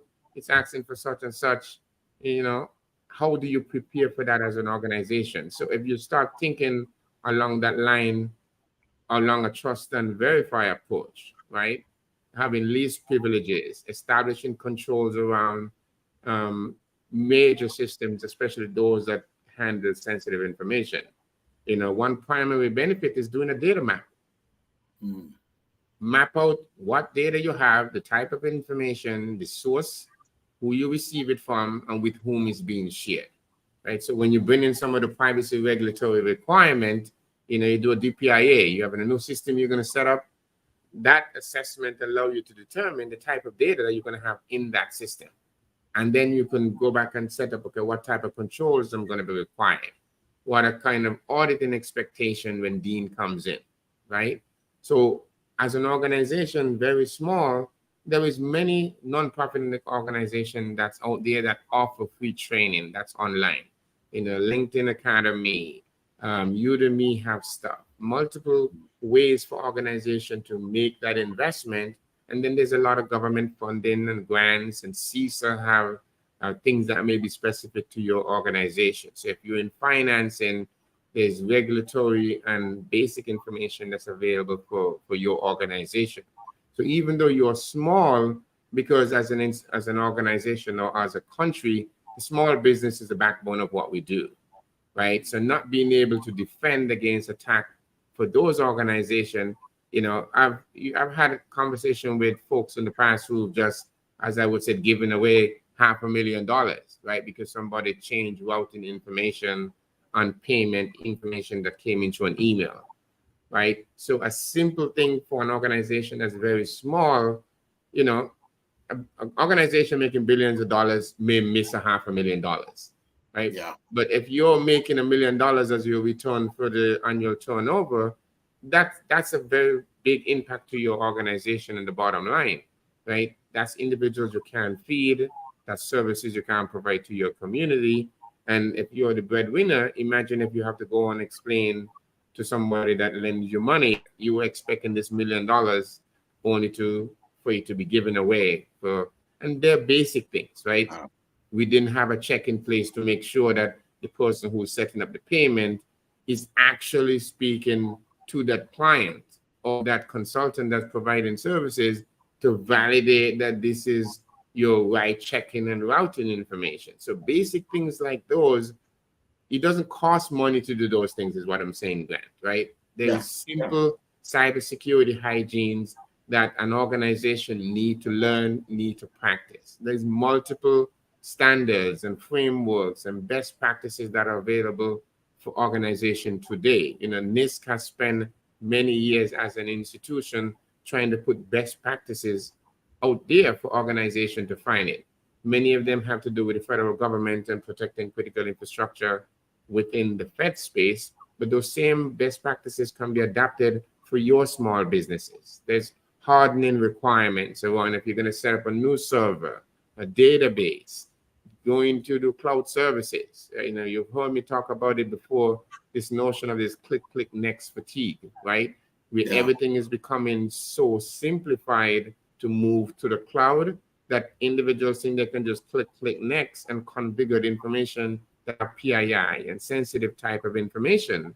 So when you consider the implication on the business for that guy who have not, a girl who have not spent the time managing a shop off for the web, everything is the web now.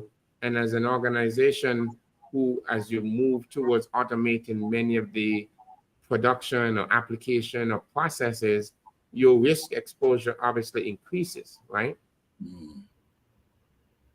So we just got to be mindful of the simple things that, how would you protect it if it's my money? Well, it's nothing simple, but you just got to it because data is the new, it is money.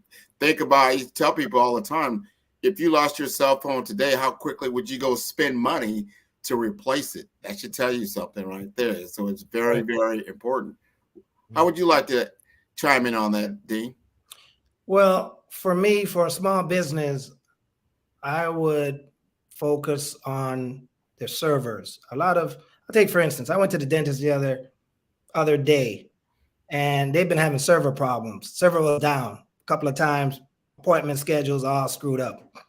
So I start thinking to myself, they probably not, the third party they're using is probably not patching these servers. They're probably behind on so many versions, so many different things going on. And I said, well, they said, oh, okay, well, we changed our vendor. So I'm saying to myself, well, did you ever get to the root cause of what created this problem? We don't know if they had a virus. We don't know what they had, and they don't know what they had because they did not go far enough to figure out what caused the scheduling system to be crashing and all kind of craziness where people are coming in when they don't even have appointments. So just to get at that, a lot of small businesses don't pay enough attention to the third parties that they're using for IT services. They don't have a vested interest to make sure that the data, patient information is being kept secure. They just assume because they outsource this to a third party, the responsibility now falls on them. But in actuality, it still falls on that provider or whatever.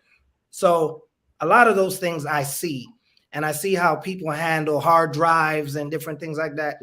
They change out equipment and they don't even think about, did they have it sanitized? Did they have it degaussed? Did they do any of the stuff or the DOD requirements? They just, oh, bring me in a new hard drive, bring me in a new copier, bring me in whatever. There are repercussions to these things. These things end up in places that you would not believe, intact. Nothing happened to the hard drive, and all your confidential information now is somewhere else where somebody's calling or sending an email or saying, hey, I got your information. You know, here comes a ransomware now. You know, what do you want to do? Or a business. It happens all the time because some guy didn't pay attention to the detail. This is so important. You got to protect your data. I mean, think of how many thumb drives. You know, thumb drives were really, really big, and you use them. You put information on it, then you throw them in your desk or whatnot. You don't even know what's happening with it, and it's just sitting there. You don't realize there's sensitive information right on that particular piece of equipment, and somebody could be coming in at night, cleaning the house, whatever. You probably wouldn't even notice. I could sit here right now and think about, wow, you know what? I probably got, little thumb drives that I put information on. They're probably sitting there for years. I wouldn't even know if it was gone. That's when you need to get a hammer, Grant. gonna buy you one. Think about it, right? So, you start by thinking, don't never let anybody put a USB into a device that you don't own, right? If I don't own this USB and I haven't had control around it, it can't be put in any, not even just an enterprise asset. I'm talking about personal device. Ain't nobody gonna give me the extra mouse to use or anything like that, right? You travel, you make sure you're not connecting to people's Wi-Fi. Exactly. Everybody can tether now, right? The days of you just trying to hop on to get internet connection is just over. You can either tether on your phone, and if you can't control that network, you gotta be making sure you have VPN or other controls in place. Yeah, I use VPN even on my cell phone. I have VPN. I don't trust anything, even though I'm on an Apple device. I still run VPN on my device, all my devices. You just cannot trust this. Oh, I'm on a Apple product. That's not gonna happen. Things are happening fast. Yes. What else about that, man? I'm so curious because a lot of times we talk cybersecurity. We're talking about the big networks at work. We're talking about your compute at home or even at work with your laptops and desktop. But the mobile phone, which is highly used, is that now being hacked as well? Oh yeah. Oh, I mean, yes. Yeah, somebody can easily send you an SMS and take control of your phone if you're not mindful, right? Wow. All right, talk to us and about that goes that. back to the whole. Let's just stop there and tell me what somebody sends you a text message and they can control your phone. Talk to me about that. So, Dean, if I recall, a couple of years ago, Amazon CEO was hacked that way, right? Through an attachment that came. Yeah. So that that organization, that there was a threat for a long time of being able to target journalists and other stuff around that world, right? Sometimes people just send you stuff. You make an attachment or somebody send you a picture that may have a payload in the back of that picture, right? So, remember, a picture may not always just be a picture online, right? Because you have the ability to hide code even within images, right? Or attachments and other type of stuff. So imagine if you're in the CFO's office and you're running the numbers for the organization and it's the end of the quarter and reports are due and you're working and you had to run out and now you decide you're going to send it to the CFO's assistant or somebody who's working, right? And if they have a device that's connected to the network, there's ways for you to try to compromise that. So just like a PC, you got to be mindful of stuff that individuals share with you, right? So just be, always thinking about that. Yep, and applications too. People download certain applications and they don't know what's on the back end of this application and who's looking at what you have open, in your data. So data is just being sifting through everywhere. Data is like, if you control the data, you can control currency. Yeah, that is correct. So now if they can't compromise you and they know that you're a heavy use of a specific application, Grant, then, we've seen it recently, right? When you had the SolarWinds, you had multiple applications that had vulnerabilities like that, where they didn't have to compromise your infrastructure. But if you're a heavy user of a tool like that, and they're able to get to the core of that tool, and you just happen to download a patch, an update for an application like Dean was saying, and you're now exposed, right? So the whole process of third-party risk, not just you as an organization that has fortified your entity, only to realize that that software that you depend so much on has its own vulnerability. And that's behind your secure side of your network now, right? Sure. So how do you address attacks like those? So, those things are evolving, and they will continue to be threats that entities need to look at. It's not just you being secure. No, you need all of the providers that you depend on also need to be secure, right? Within this is what I'm curious about, because I'm on my phone. There's like you said, trust and verify. So it's like, oh, here's a new app you learned about. You download it from the Google store, let's say if you have an Android, or you download it from Apple. I think there's a sense of it's already been vetted. It's already been secured. So it should not have any vulnerabilities. Am I right or wrong? You're wrong. Yeah. If you ain't, I'm sorry, Grant. If you're not running the Google store or the Apple store and you have not vetted an application, personally vetted, yep, you definitely can't trust it. Right? Wow, we need to know that. I think we are all too quick, fast, click, boom. I got it. Yeah. You download it, 10 megabytes of stuff. You don't know what it is, and exactly you're watching everything you got. And that's what Dean was saying. And even on his mobile device, you still need to have VPN and virus scan and all the things that you would do on your endpoints. You still need to think of that on your phone, because I think there's so much development happening on the phone today. There is such a huge focus there. So if I can't get to you on a PC because you may have better attack tools on the device as opposed to your phone, that may become a weakness for you to be able to do it, right? If you remember, BlackBerry was the one device that everybody had to have back in the day, right? Because the whole architecture was around security. They were not about user experience from what is hot in social media and being hip, right? Which could explain some of their adoption, right? Because their focus at the time was on corporate and security side. So they did an excellent job there, but the adoption came in and individuals start looking at, okay, the mobile device have to have additional control. So there may be controls where I can push an MDM solution to a mobile device that may allow you to bring your device in. Like, Dean may shed some light on this whole upthink is the ability for you to bring your own device. It's been more than 20 years and I still carry the device.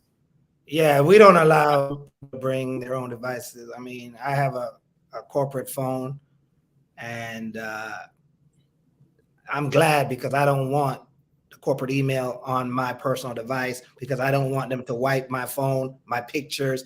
And these are the issues that I face all the time when we have corporate events and our employees are involved with them. There's a lot of fitness things going on these days in companies. Oh, we have these contests. Okay. Are we signing waivers here? What are we going to do, guys? Because if I participate in there and my phone gets, the vendor, first of all, has no liability. So it's all on the company. So if my phone gets hacked or whatever happens, I lose my data, my pictures, I'm coming to the company and saying, well, it was your sponsored event, so now you're liable for that whole mishap. Which, was it really worth it? Yeah. Value versus, what value you trying to keep your employees motivated, but at the same time, there's a cost for doing business. Such as yeah. Well, I tell you what, we've got 5 minutes left, and before we, couple minutes, just 1 minute each. Take a subject, whether talk to us about password, talk to us about, just give us one more tip that we need to do as consumers of digital technology that we take to heart and utilize so we don't experience these type of cyber crimes.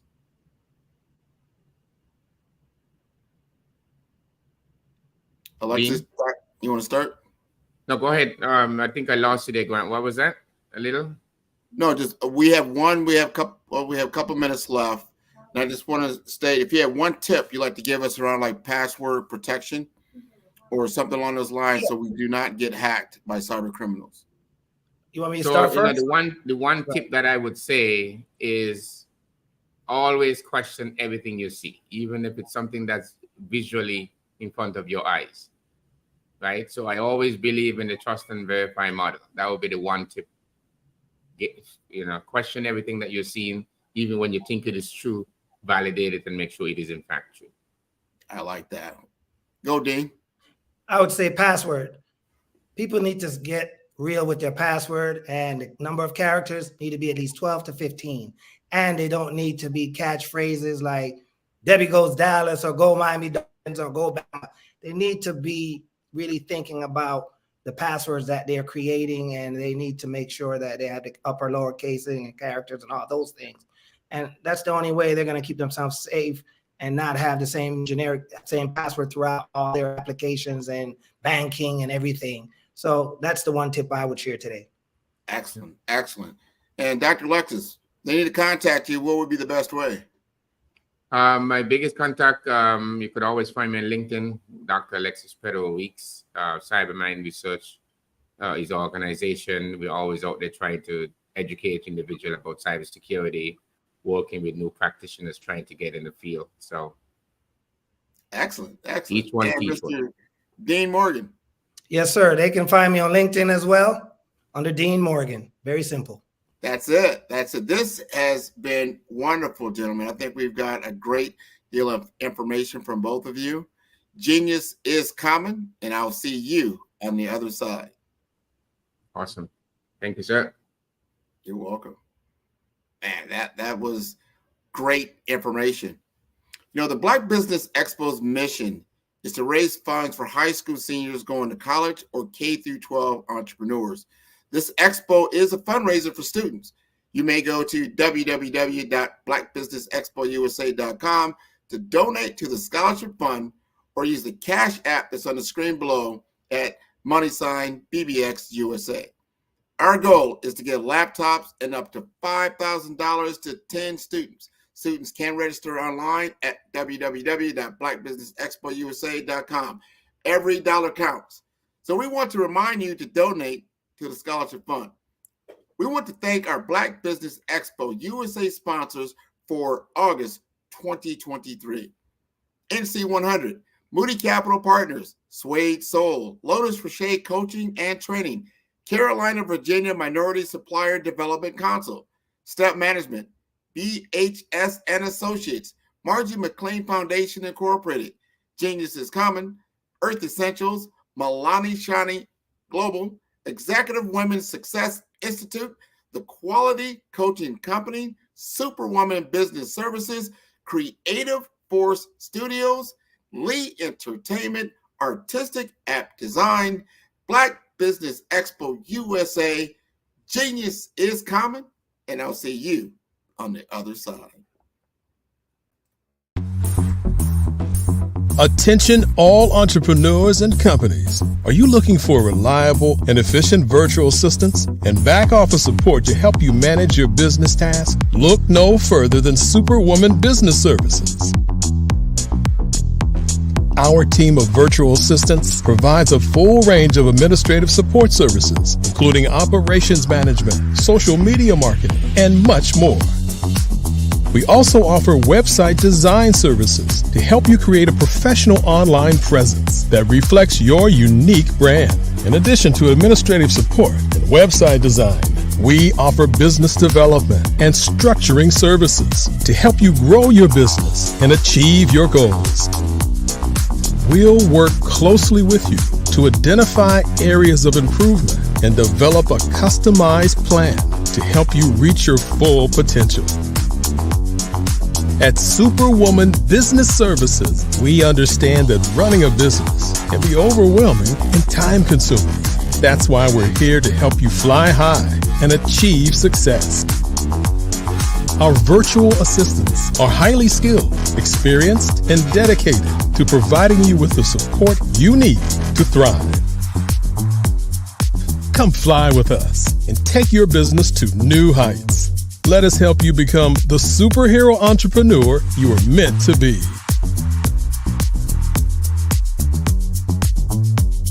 Contact Superwoman Business Services today to learn more about our back office support services. Come fly with us and take your business to new heights.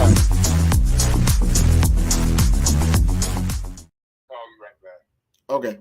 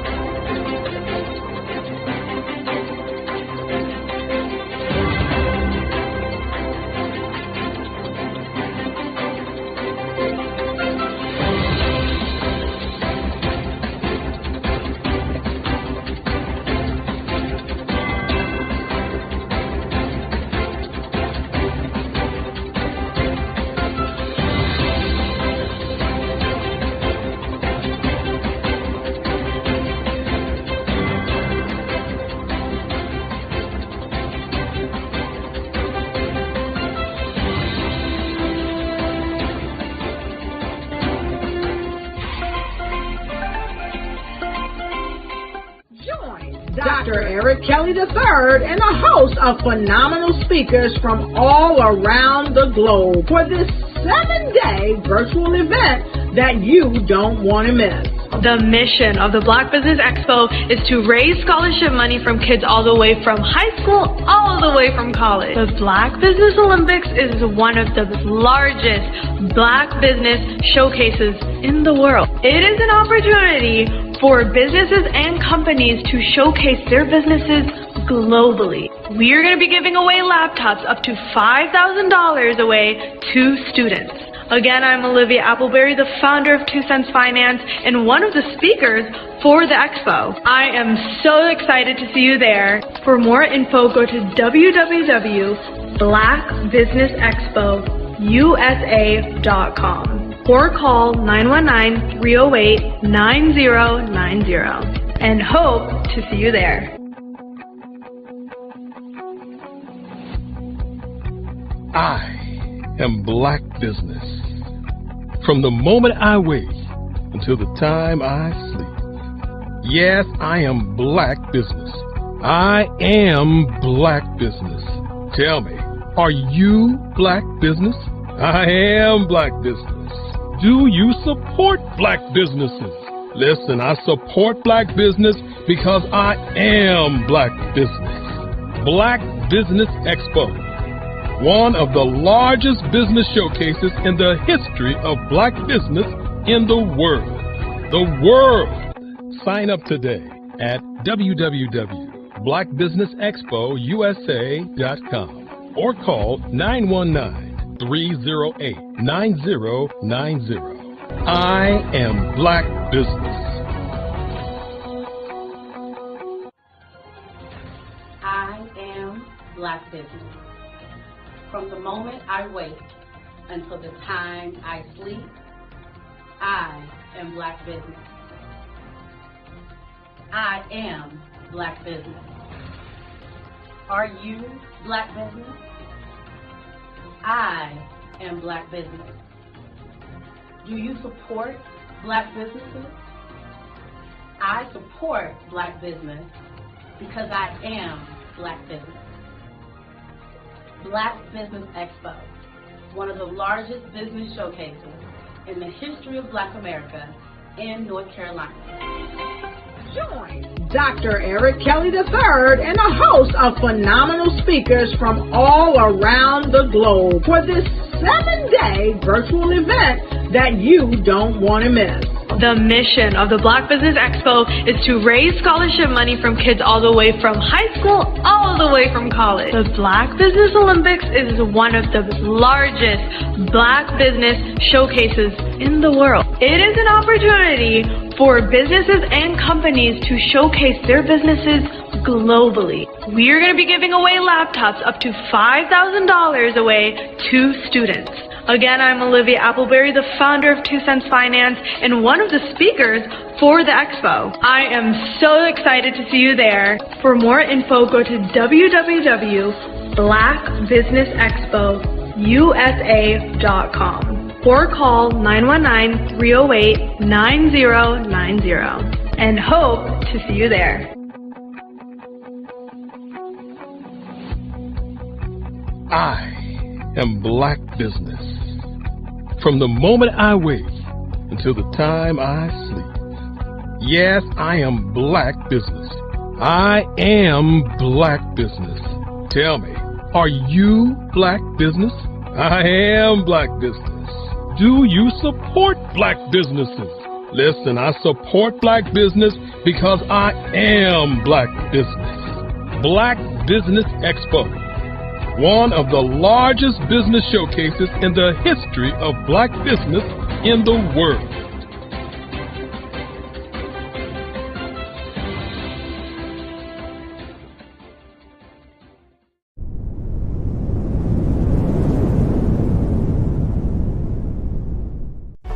Cash flow 5, 10, 10, 75. I use the cash flow app to keep track of my charities.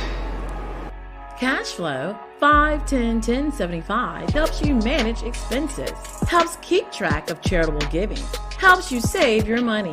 Cashflow 5101075. Download it today. Cashflow 5101075 would like to wish the Cyber Bears good luck in this year's first robotics competition.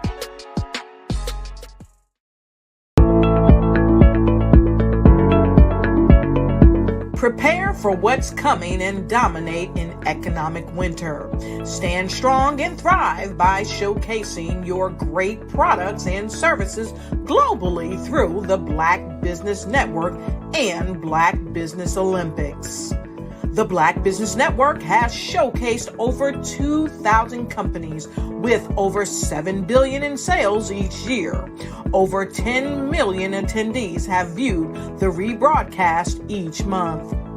Through the Black Business Olympics, unique styles of business training and mentoring are turning students into business owners and entrepreneurial warriors who will dominate in any economy.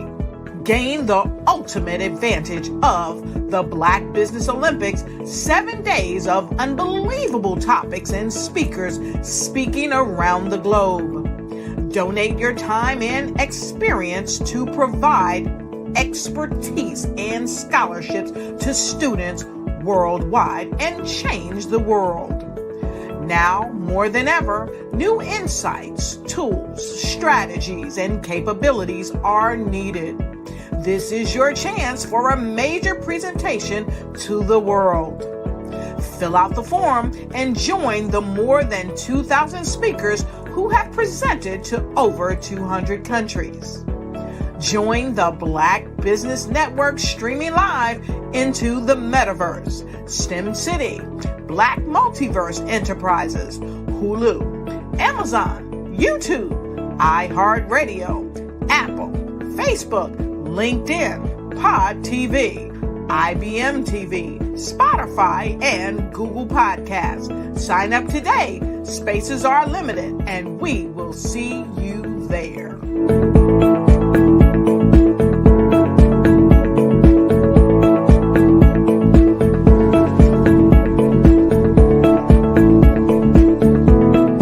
I'd like you to imagine with me, if you will, opening an app where you can collaborate with like-minded individuals from around the world, get inspiration and in-app tools to launch and grow your business, as well as share your knowledge and earn compensation, all in one app. Well, the name of that app is Truso, short for Truly Social. Hi, I'm Matthew Newman, the founder and CEO of Truso. A new concept in social media, Truso is designed from the ground up to be a platform that's both social and empowering for all its users. How exactly do we do that? I'm glad you asked. First, Truso brings the world together via video. Psychologists assert that video provides a significantly more effective connection than audio only. When you enter a community on Truso, you're face to face. Second, on Truso, you don't have to have 1 million followers to monetize. Our business model allows all hosts and moderators to monetize, no matter the size of your following, by 1, producing fee-based content, and 2, inviting others to join the platform as subscribers. Even more, Truso has an in-app resource library with over 100 free resources, forms, and documents to help you build your brand and grow your business. Third, Truso is inclusive. The deaf and hard of hearing communities make up 360 million people worldwide. Unlike audio-only apps, Truso embraces this community, providing a networking platform that allows them to participate via video and closed captioning. We even have a deaf and hard of hearing foundation in the works as well. Fourth, Truso is both social and safe. We refer to Truso as a virtual extension of the beauty shop, barbershop, and brainchild of the community. A place where there's laughter, along with wisdom, growth-oriented conversation, and genuine connections in a safe space. Truso even has proprietary security to ensure we maintain a safe environment for everyone. Where are we at now? Truso is live, y'all. We've launched in beta, and we're acquiring users daily. We have an incredible development and marketing team, plus amazing celebrity influencers at the table, helping us spread the word around the globe. beginning within the African diaspora and beyond by creating a safe space for growth, connection, and collaboration. We're truly excited about TrueSelf. We've created something special for which there is a global market. And we invite you to embark on this journey with us as a shareholder. The future for TrueSelf is truly bright. Join us and let's go there together.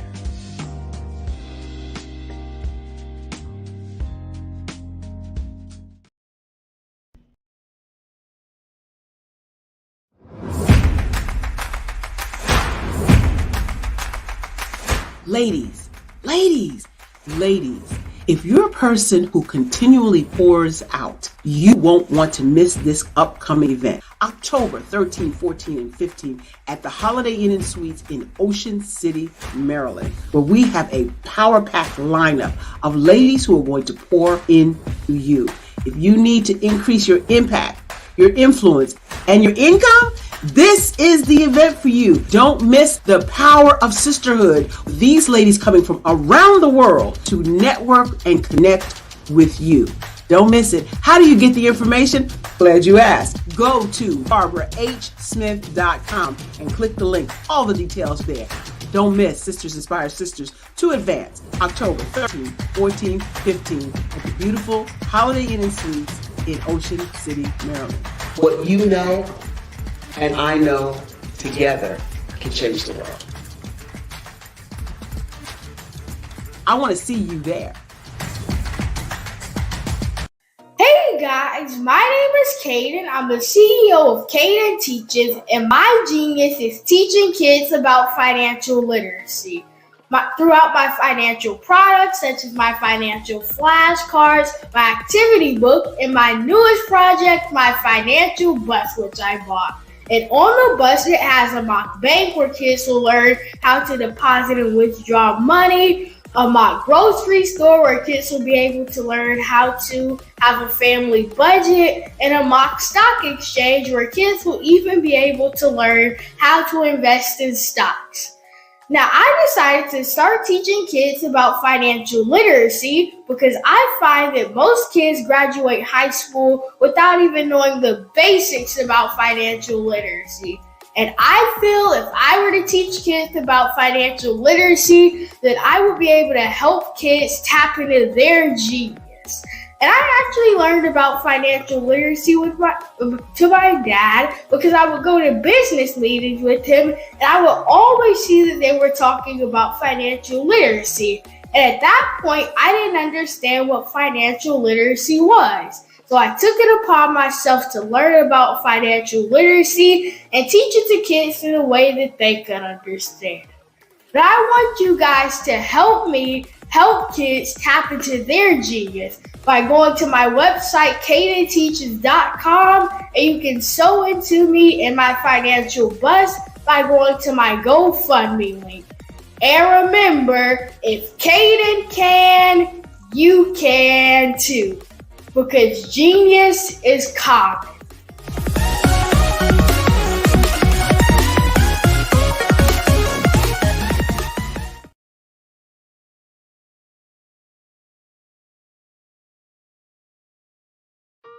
Hello, this is Israel, and I am CEO of Daydreams Interactive and author of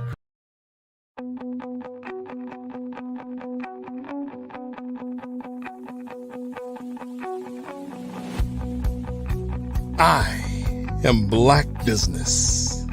From the moment I wake until the time I sleep. Yes, I am Black Business. I am Black Business. Tell me, are you Black Business? I am Black Business. Do you support Black businesses? Listen, I support Black business because I am Black Business. Black Business Expo, one of the largest business showcases in the history of Black business in the world. The world! Sign up today at www.blackbusinessexpousa.com or call 919-308-9090. I am Black Business.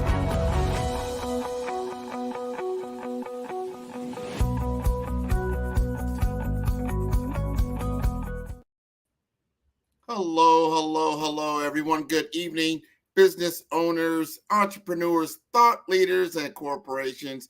Welcome to the Black Business Network. My name is Grant McGaw, CEO of 5-Star BDM. I am your business moderator for this evening on the Black Business Network. The Black Business Network is a 24-hour business network showcasing Black businesses, business owners, entrepreneurs, and thought leaders worldwide. We have speakers from North Carolina, London, Singapore, Africa, Japan, Australia, and cities all over the United States. The Black Business Network is a global community sharing its business knowledge to empower, inspire, and educate businesses about business. Today, we are joined by a true luminary in human development, Dr. Norma Hollis.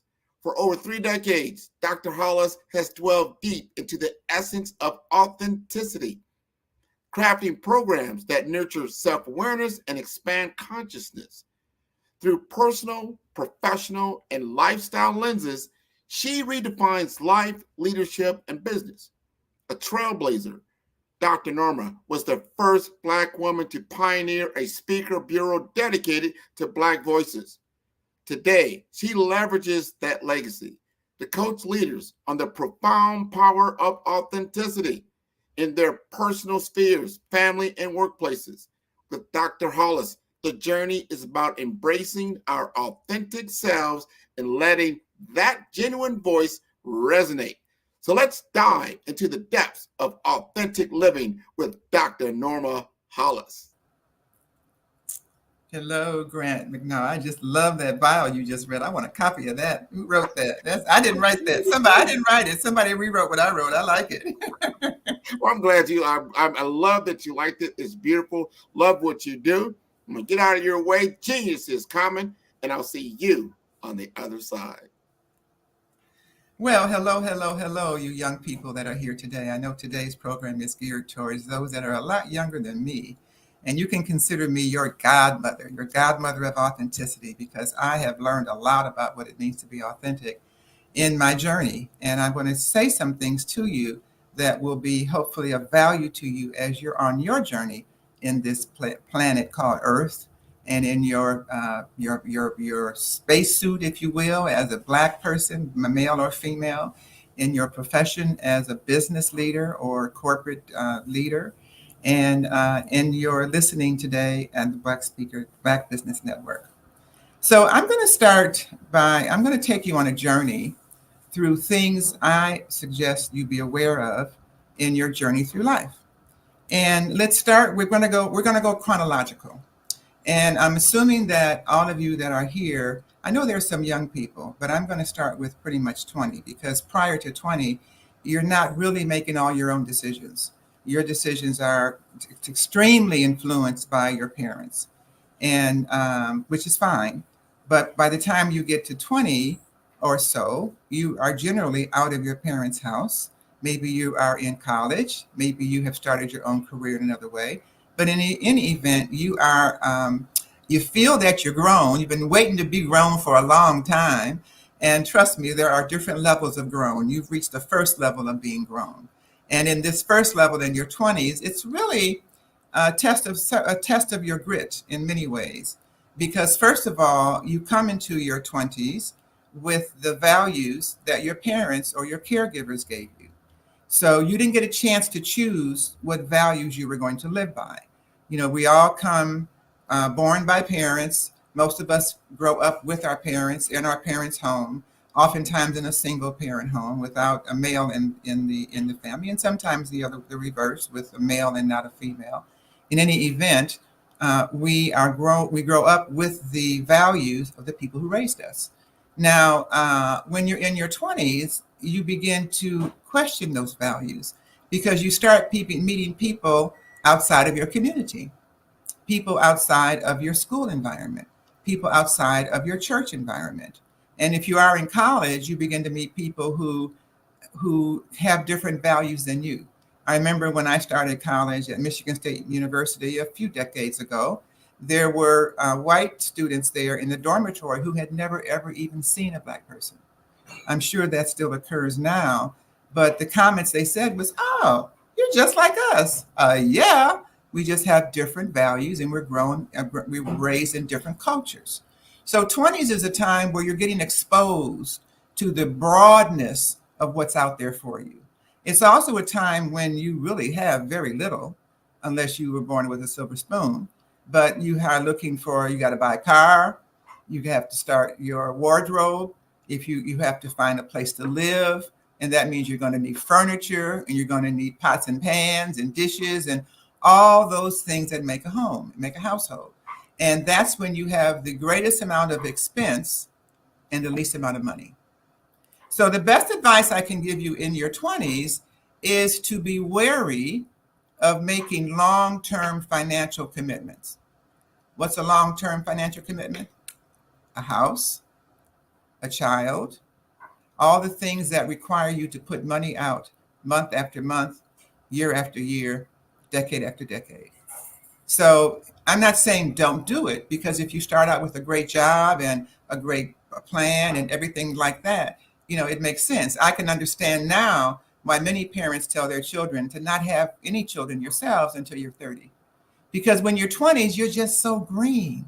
You just don't know. You're grown, chronologically, but there's so much to learn. If you think that at 20, you're probably going to live at least 3 to 4 times the age that you are right now. That's a lot of living. Think of how you've grown from the time you were born to where you are right now. And imagine you have that amount of growth. You learned how to read, to write, to walk, to think. You learn so many things, and there's so much more to learn.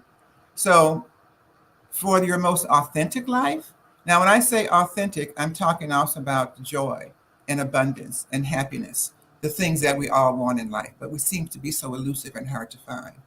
Unfortunately, when you're 20s, especially in today's age, by the time you're 20, you've seen so much stuff that's influencing your thinking.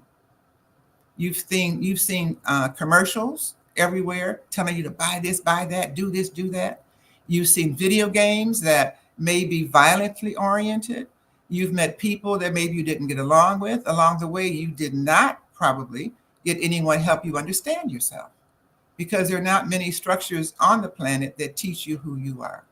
That's why I do the work that I do, to help you understand the energy that flows within you. Maybe you haven't yet learned how to get along with others, and therefore you have a temper that you don't quite know what to do with.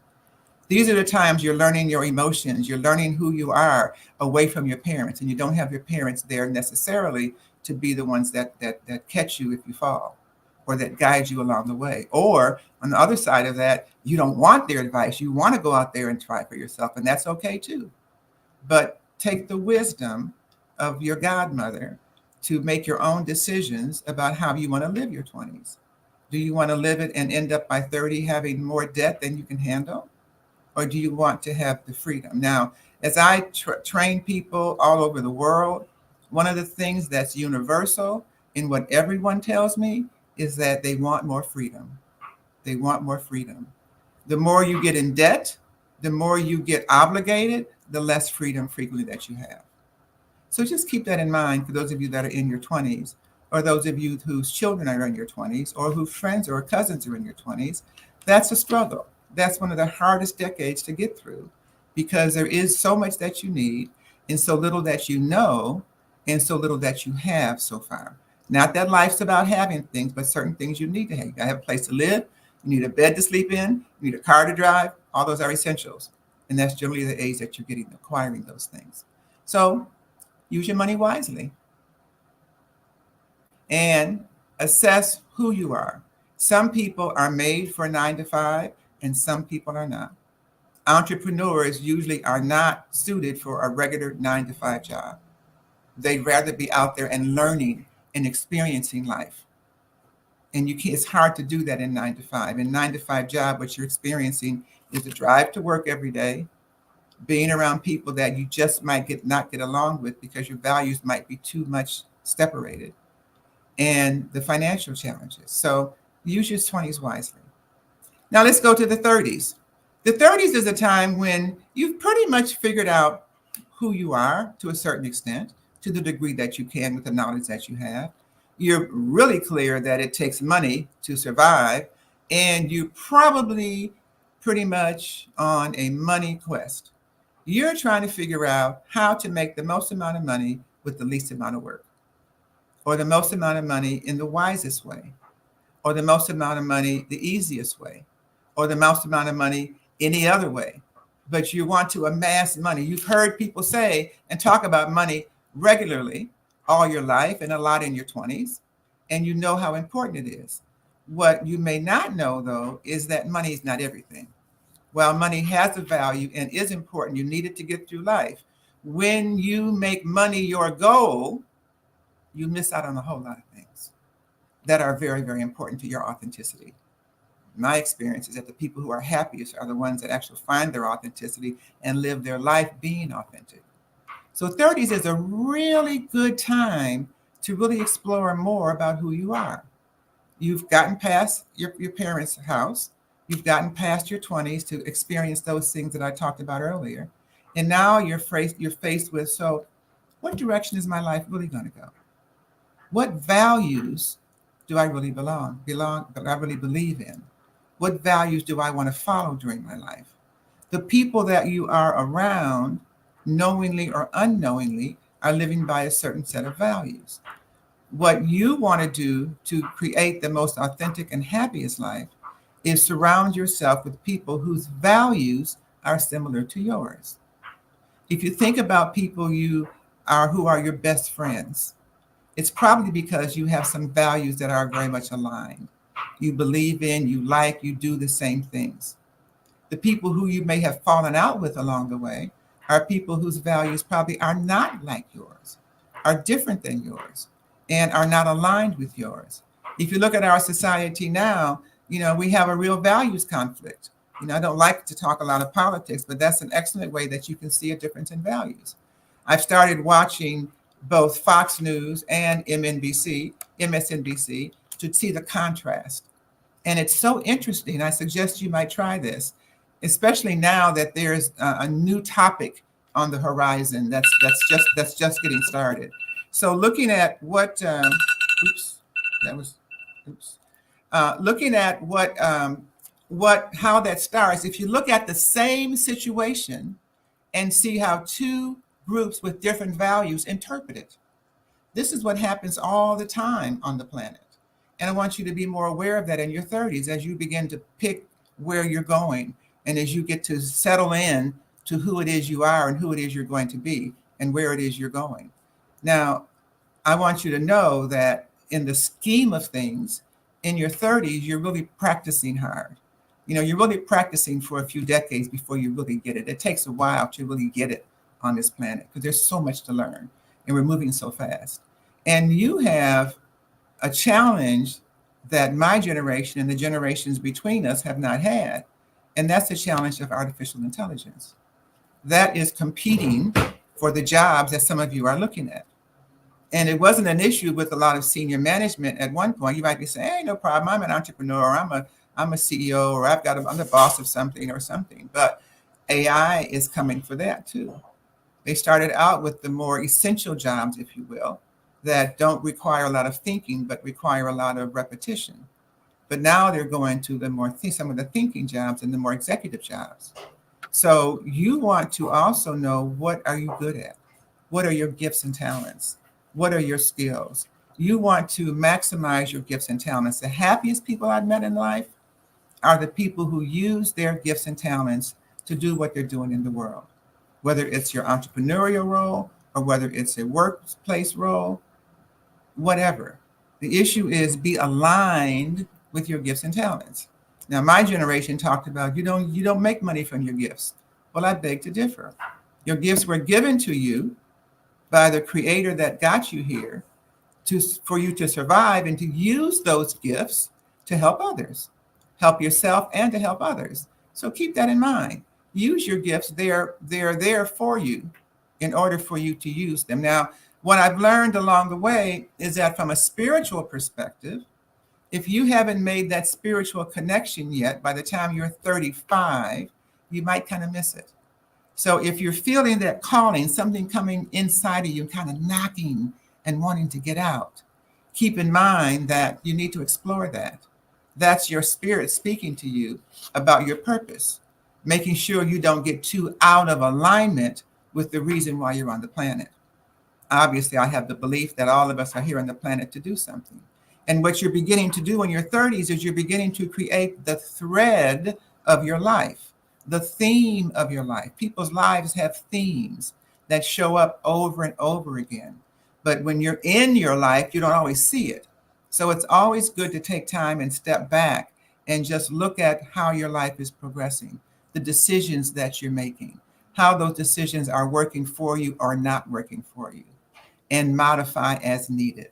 Because your 30s is really getting the grounding. You've gotten your 20s past, you bought your car, you bought your you know where you're going to live, you bought your furniture, you've got the foundational things that you have to live on your own. Now it's like, how am I going to position myself? How am I going to move forward? Now, a lot of young people, and you probably were one of them, have the idea that, boy, if I'm not rich by the 30, something's wrong. That is not true. Not true at all. There's no timeline for your money coming in. The timeline is, how do you use it? Are you using it wisely? Whether you're getting $10 or $10,000 or $10 million, how do you use it? People that get $10 million, sometimes it's lost in the next month or the next year. They don't know how to use it.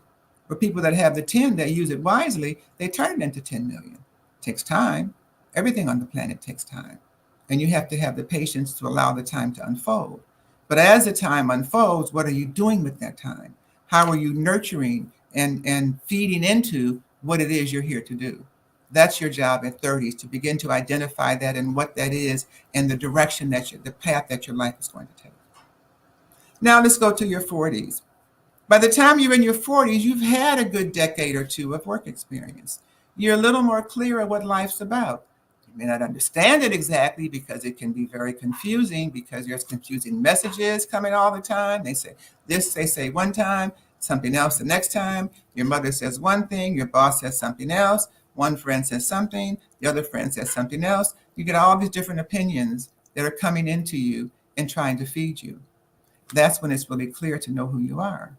It's very easy to get influenced by someone who is very charismatic or manipulative in some cases. So who are you? Knowing who you are, knowing your gifts and talents, knowing what it is, the difference you want to make on the planet, and whether you want to make it as an entrepreneur or as an employee. They each have benefits. You pay a price no matter what you do. If you decide to take the job and keep the job for a while, what people have told me when I owned my speaker bureau, what I learned is that people lose themselves after a decade or two in a work environment. Doesn't matter what environment it is. Obviously, corporate is a major one of those, but that's not the only one. In any environment, there's a certain culture, and you're pretty much required, if you will, to adapt the culture of your workplace. That's just part of the day. You spend more time there than you do at home with your loved ones in many cases. So you are almost required to adapt to the values of where you're working. That's why it's important to work somewhere that's aligned with your values. That's why it's important to know your values. If you don't know your values, you will adapt others, even if they're not right for you. The 40s is the time where your more maturity is coming in. You might be getting a little scared, like, dang, I'm almost 50. It's not a bad thing, trust me. 50 is not what you thought it was when you were a child. When you saw your parents and you saw, oh, they're 50, they're so old. It's not that. It is 50 is a great time, which I'll get to in just a minute, but let me nurture to you 40-year-olds first. But that's when it's time to really make the decision. Am I going to be a full-fledged adult, or am I still going to hold on to those childish tendencies that I might not have gotten rid of yet?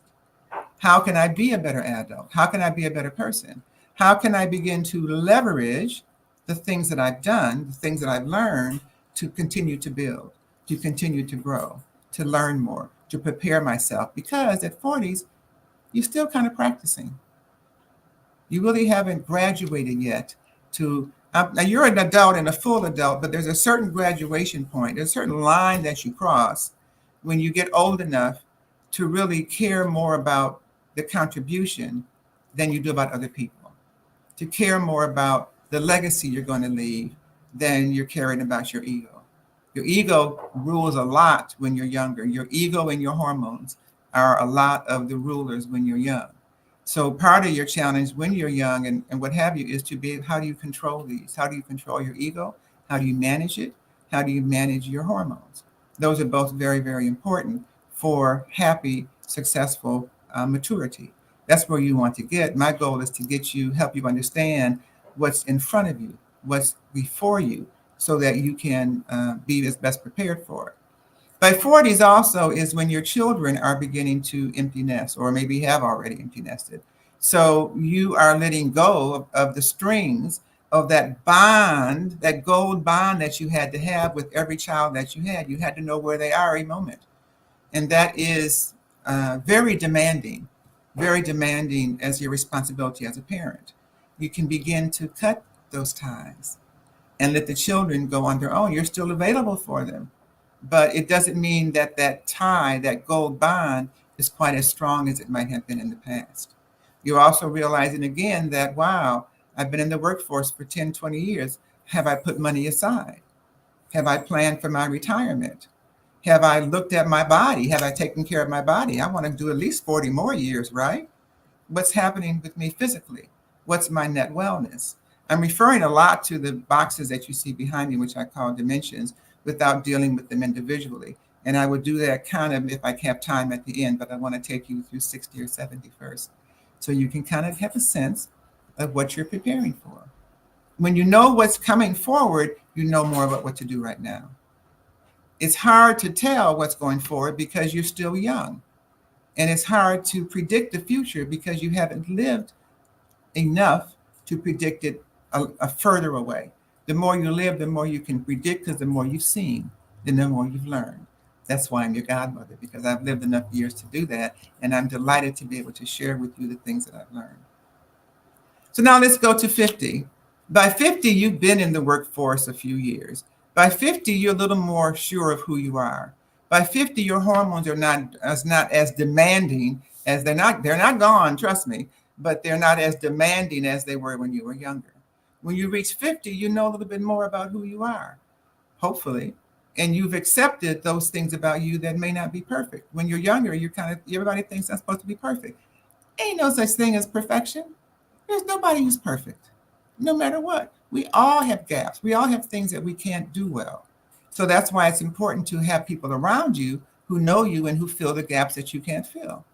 You see on my grid over here on the side, I have 3 words: think, communicate, and the bottom word is do. So generally, you are either a thinker, you like to analyze, evaluate, assess things. You're a communicator, you like to talk to yourself, to others, to the universe, or you like to be out there in the world doing things. So you need all 3. Whatever it is that you're strongest with, you need a partner, a friend, a coworker, or somebody that is on your team, whether it's a personal or professional team, who is strong in the areas where you're weak. It's not about you trying to be the things that you're not. Instead, it's about surrounding yourself with people who have the gifts that you do not have. That's a far healthier perspective because you can't be everything. I run my business as a creative. I'm a creative person who writes programs, and I've been trying to market my business for 12 years. And it has been on a steady pattern. There hasn't been the growth that I've wanted because marketing is not my thing. So I have finally hired 2 different marketing people who are working together to build my company and to get it out there in the world, something I couldn't do. But they couldn't do what I've done. They couldn't do what I have created.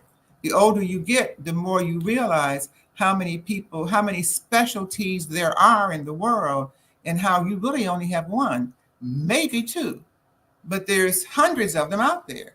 And we need all of them in order for it to work. You know, I have to have surgery coming up, and my little friend that is visiting me right now says that if I could, I did my own diagnosis, I would do the surgery myself if I could. But I can't. I can know what's wrong, but I can't fix it. I can know what's wrong, but I can't give the diagnostic that a physician can give and the words that they can give it. No matter how intelligent I am or think I am or how good I think I am, I can't do the surgery. So I need someone else to do that. You need that in your life too. You realize that more in your 50s. You begin to realize what you're really good at and what really makes you happy, what really gives you joy, what you would do for free or you would do just because you love it so much. That's the awareness, that's the maturity that you're getting, and you're old enough now to do something with it. You're old enough now to move forward with it. And your children are old enough now that you can support them in different ways. They're now becoming adults. It's a different relationship than it was when you were children. That gold bond is not there in the same way. It might be to your grandchildren, and you're realizing what a joy it is to have grandchildren that you can give back to their parents who have that gold bond. You don't have to have that gold string tied to them where you know where they are every day. It's a different environment and a different way to live your life, and you'll be happy when you get to that point, particularly if you took some of the wisdom I shared with you for the 20s and the 30s and the 40s. Now, by the time you get to the 60s, you're really kind of settled. The hormones have settled down a little bit. You kind of know who you are. You lived enough life to be comfortable with yourself or becoming more comfortable. You don't have the anxiety of the push, push, push. Make it happen. Do it, do it, do it. I got to make more money. I gotta. It's more like, okay, this is what I did. This is who I am. This is what works well for me. And that's also the time that your body starts changing in ways that are significant to your longevity. When you get 60, your body tells you, you can't eat what you ate before. You ate that cheese or the sweets or the alcohol you love to drink and all the other things that you did that we really enjoyed. But you might want to do some changing in your diet. You're seeing some changes. You're seeing things that your stomach can't tolerate anymore, or things that bother different parts of your body. And it's time to really decide, am I going to stick with the foods that because they feel good on my tongue, or am I going to focus on what they do to my entire body? You need your entire body for the remainder of your days. And I'm assuming you want to live that as healthy as possible. So when you get to your 60s, it's about the awareness that I have to make some changes. You know, I lived my life well. I want to make it to 100. So you got to change your diet. You got to listen to your body in new ways. Life is about listening all the way. Listening to yourself, talking to yourself, listening to your friends, listening to the universe. By the time you're 60, you realize that more, and you can listen more to the voice of God. You can interpret it better. You can listen to the universe as the universe speaks to you.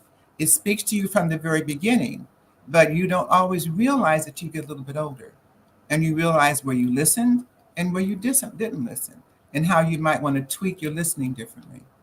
Some people actually leave church when they get to their 60s because they realize that a lot of it is about that personal relationship, not just the church relationship. And also they may have different philosophies that are different from the church because you've lived enough life to see what works and doesn't work for you. And therefore you can pick and choose more about what the direction you're going to take and how you're going to live. There's one study that I've read, and it hasn't been fully validated, that says that the 60s is your your most productive decade is in your 60s. That's when you're old enough to know who you are. You're mature enough to have the right emotional energy and the emotional intelligence, hopefully. You're wise enough to make decisions that suit you better. And also generally compassionate enough to help others. And hopefully that's when the point when you really have stepped into your authenticity in the way that you haven't in the past, because you understand more. Your body's not driven by hormones merely as what it was younger. You realize how much hormones, as much fun as they get in the way sometimes of some decision making. Another one, they make you crazy in some of your decisions. And you laugh at yourself a lot when you get to your 60s. But the important part was you really look at how your diet and what your body's telling you, and making sure that you get to the doctor and you pay attention to changes in your body. It's those changes that'll make the difference of your longevity or not. And by the time you're 70, your body will tell you, hey, look, This is what's going to take you out if you don't take care of it. So you begin to know where you're vulnerable on a physical level. The question is, what do you do about it? Are you still taking pills without chemical pills, without knowing what's in them and what the downside is of the chemicals you're taking? Your body's not made of chemicals. Yet if you're taking pills because the doctor said it, maybe you've got diabetes or you have other kind of problems, and have you taken a holistic perspective? You know, I'm told and I believe that the medical doctors are for diagnostics, for your tests, for your x-rays, for their opinions. But the first line of defense for correcting something is not necessarily a pill, even though you might have been trained to do that. I know I took antibiotics for 40 years, starting when I was 8 years old, because I had ear infections for 55 straight years. And the only way they were treated was through antibiotics. Now that I'm much older than that, of course, it's a little challenging because antibiotics can mess up your body. So whenever I have something going wrong, the first thing I do is go to an integrative medicine doctor, a homeopathic doctor, a naturopathic doctor, or someone other than just the medical doctor. I might go there for the diagnostic, but then I'm going to go someplace else to see how am I going to treat it. Because in reality, the chemicals don't necessarily treat the problem. They just put a Band-Aid on it or temporarily remove it. Not in every case, but that's been my experience and the experience of some others. But I'm getting a different kind of, I even have my medical doctors waiting for the report of my integrated medicine doctor because that person found information that the medical doctors didn't have. It's really interesting the way all this goes, but you don't really get all this till you get a little bit older because you're being bombarded with everybody's advice, including society, to tell you to do it this way, do it this way, do it this way, do it this way. But if you rely on yourself, if you rely on your head, your heart, and your spirit, your gut, you will get your own answers. It's far more meaningful when the decisions that you make, all of those decades, are made based on your relationship with the energy that got you here. When you make that type of connection with that energy, that's when life becomes altogether different. I made that connection when I was 8 years old. When I was 8 years old was when I had a hole in my eardrum that I talked about a minute earlier about the antibiotics. And that's a time when voices started talking to me as I was going to school. The adults in my life were not sufficiently authentic for me because they didn't understand the pain I was going through, because the only thing that would stop the infection in my ear was a solution that they put in that felt like acid inside of my head. Obviously, that was really, really, really painful for the sensitiveness of an 8-year-old. And that was followed by earaches for 2 years that would not stop. But when those voices came to me and they started talking to me, I said, okay, if you're the voice I should listen to, then prove it to me. And then somebody walked by with red socks. And then somebody else mentioned the word elephant in the next week. And maybe I'll believe you. Well, sure enough, a week went by and a guy walked by with red socks. I said, oh, that's interesting. And then a conversation later, someone mentioned the word elephant. I said, wow, it happened. So I did it again with a different command, a different request. And in a week that happened. And after about 4 or 5 weeks of doing the same thing, the voice finally said, well, do you believe us now? And I said, yes. And I have been in partnership with that voice all of my life. It's made a big, big difference. And just to show you how that works, I'm going to tell you 2 things. One is that on Thanksgiving, maybe 5 years ago, a friend came by. We had a meeting. It was a little business meeting on Thanksgiving, but we did it. But he came by. He had on red socks. I said, look at that. And that was a process at the time of making some major decisions. I don't remember what they were, but they were major decisions. And so I said to my voice, okay, if that's supposed to be a clue to me, like it was when I was younger, then let me hear the word elephant before the week is out. Well, I heard the word elephant a few days later on Family Feud. I said, well, I can take that if I have to, but it's not really personalized enough. And then 7 days later on the following Thursday, I was at a friend's place where she was speaking, and she talked about elephants and how if you tie a string on their tail and put a stake in the ground and tie that, the elephant will go around in that circle and not go any further and never understand that his life is far beyond that. I said, whoa, that one I can relate to, because I talk about stuff just like that. That gave me a confirmation. But the biggest confirmation I've had, I had to look over here and see if it's over here, which it is, and I just have to show you. Hang on a second. The biggest confirmation I had was maybe 7 or 8, no, it's about maybe 10 years ago. You know, my husband was murdered about 8 years ago. And before he was murdered, he gave me a gift.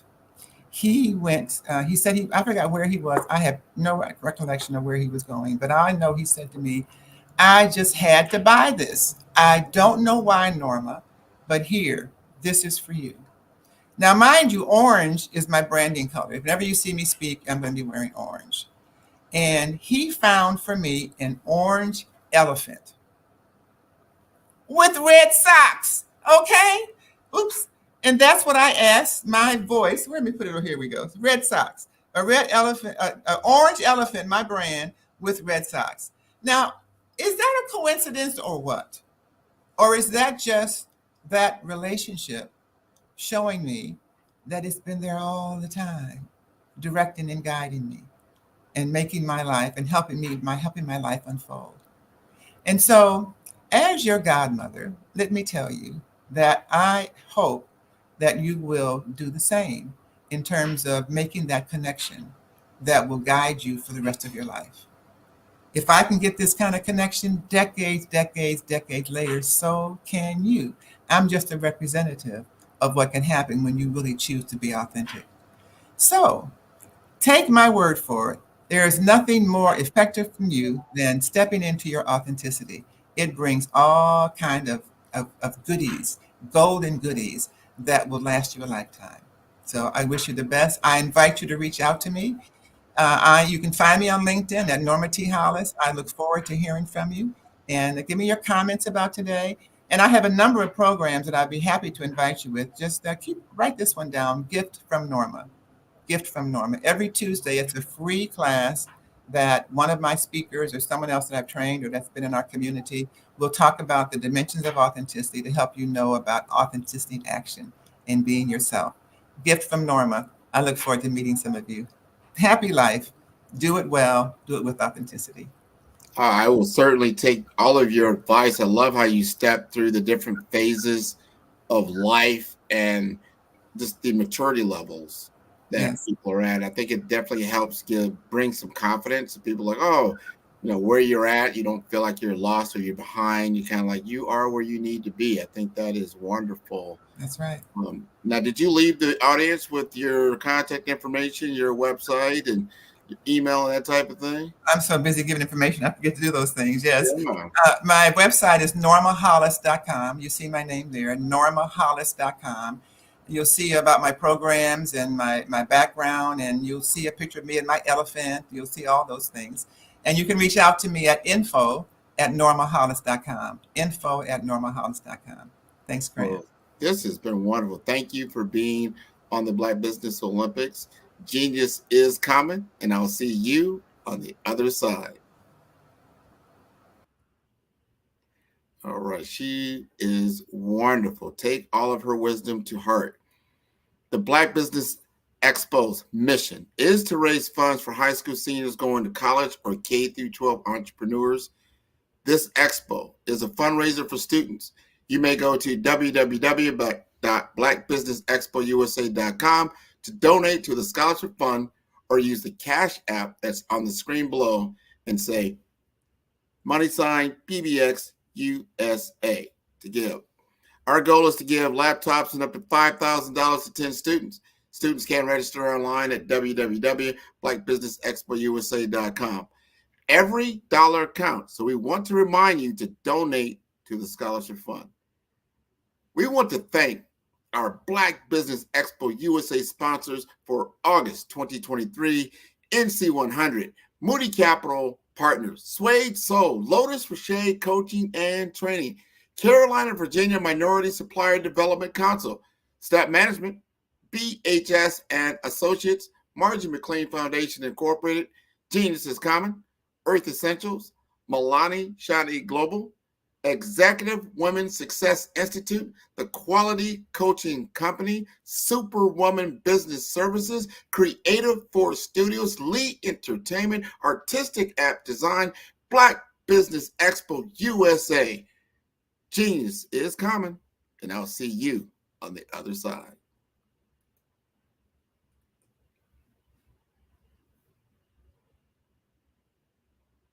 I'm Kennedy Harris. My genius is being an entrepreneur.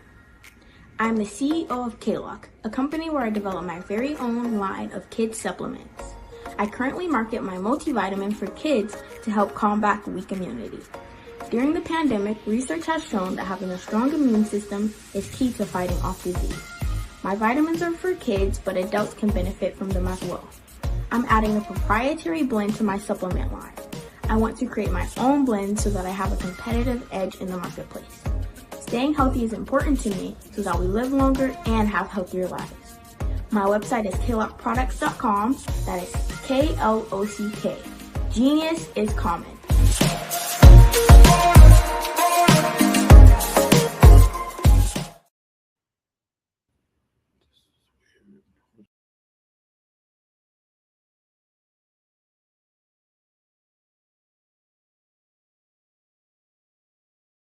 Phenomenal Tanya T. Wise, who is here from the great state of Maryland. Tanya, welcome and thank you for being with us today. Can you indulge our audience a little bit and tell them just a little bit more about who you are and what it is that you do? Well, I love being able to talk to people and have a magnetic attitude, being able to just show them. So I always like to say, level up is Coach at Tanya T. Wise here. So can you tell our audience, just give them a teaser about what your presentation will be about? So my philosophy is that we should all be living our dream life. So tomorrow I'm going to talk about how you start living your dream life. What are some of the things that you thought about in your childhood that you just kind of let go and dormant? Wow. And I want to reignite that and just give you some pointers and some tips, some tools, some strategies to be able to start living your best life now. And guess what, Rhonda? And leave an inheritance for your legacy. Oh my goodness. Okay, I know that's resonating with a lot of people. I've heard that you have a dynamic coaching program. Can you tell us a little bit more about that? Absolutely. So our coaching program help people that have the lack of time, that lack strategies, and lack the confidence to go after their dream life. So we help them implement tools, we help them implement strategies, as well as give them resources so that they can live their best life now and leave that inheritance. Wow. Oh, I love that. I love the leave the inheritance part. Listen, you are dropping some major nuggets, and I know a lot of what you're saying is resonating with a lot of people, but I think we're all curious. How did you even make this transition into the speaking and coaching arena? What's the story behind this? So I started out in finance, and I realized that a lot of people don't necessarily go after their dream life because of the lack of finances or the education behind finances. But it wasn't until I lost my firstborn, my only son, that life changed for me. And where I was going after it all, living the corporate life, hit my 6-figure income and living in my dream house with my dream man, driving my dream car. I nearly lost it all when I lost my son. And so I realized it only takes one financial catastrophe that can change your entire life. That's what made me start All New Beginnings. Because no matter what's going on in life, there's a new beginning. And because of that, we developed a program called Wise Minded. My little slogan is, don't just dream it, let's live it. If they want to connect with you or work with you, what is the best ways for them to be able to do that? Well, for my social media guru, you can connect with me on every single social media platform as Tanya T. Wise.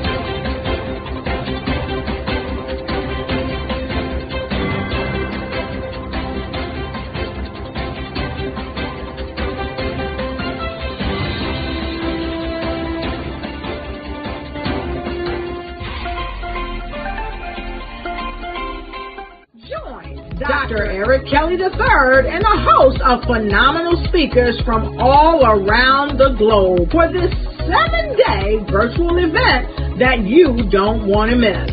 The mission of the Black Business Expo is to raise scholarship money from kids all the way from high school, all the way from college. The Black Business Olympics is one of the largest Black business showcases in the world. It is an opportunity for businesses and companies to showcase their businesses globally. We are going to be giving away laptops up to $5,000 away to students.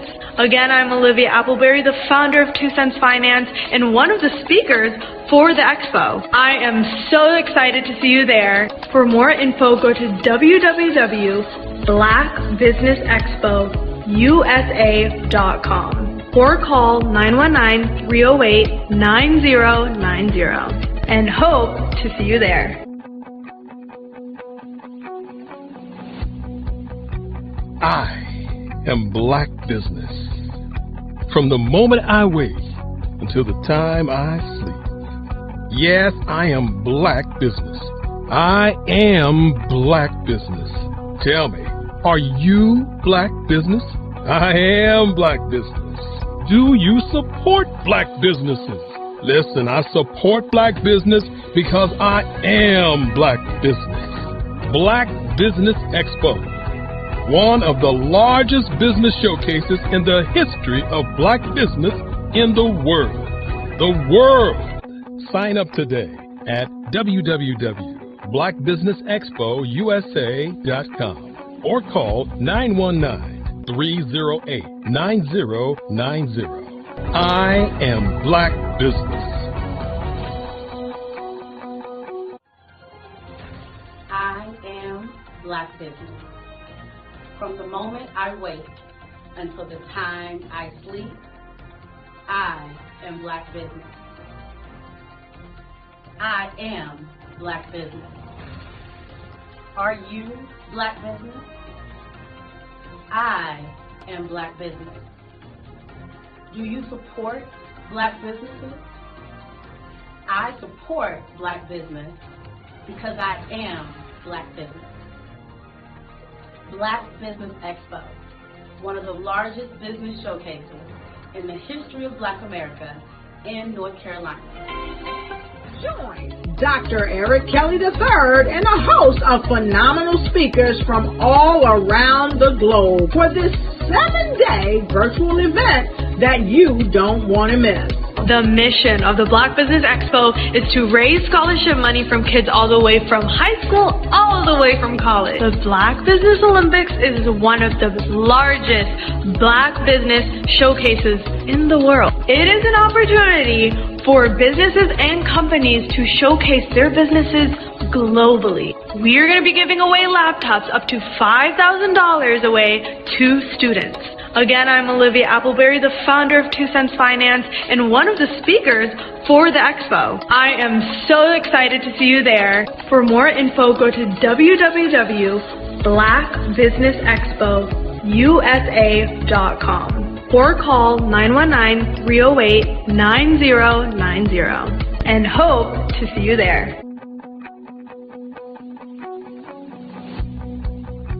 I am Black business.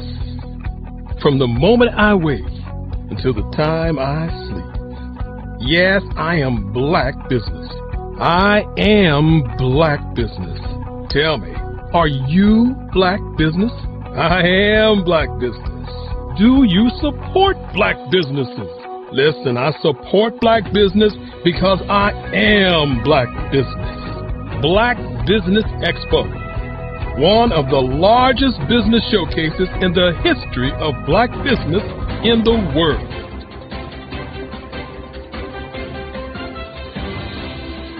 Over the past few years, we've seen the growth of existing and new initiatives focused on financial inclusion, building global networks, and reducing the wealth gap in response to the idea there's not enough seats at the table. Whether their outcomes are to increase the representation of Black executives on corporate boards, ensure an inclusive global economy, or to create new U.S.-African commercial pathways, the strategies are often carried out by separate programs. The question is, should they be?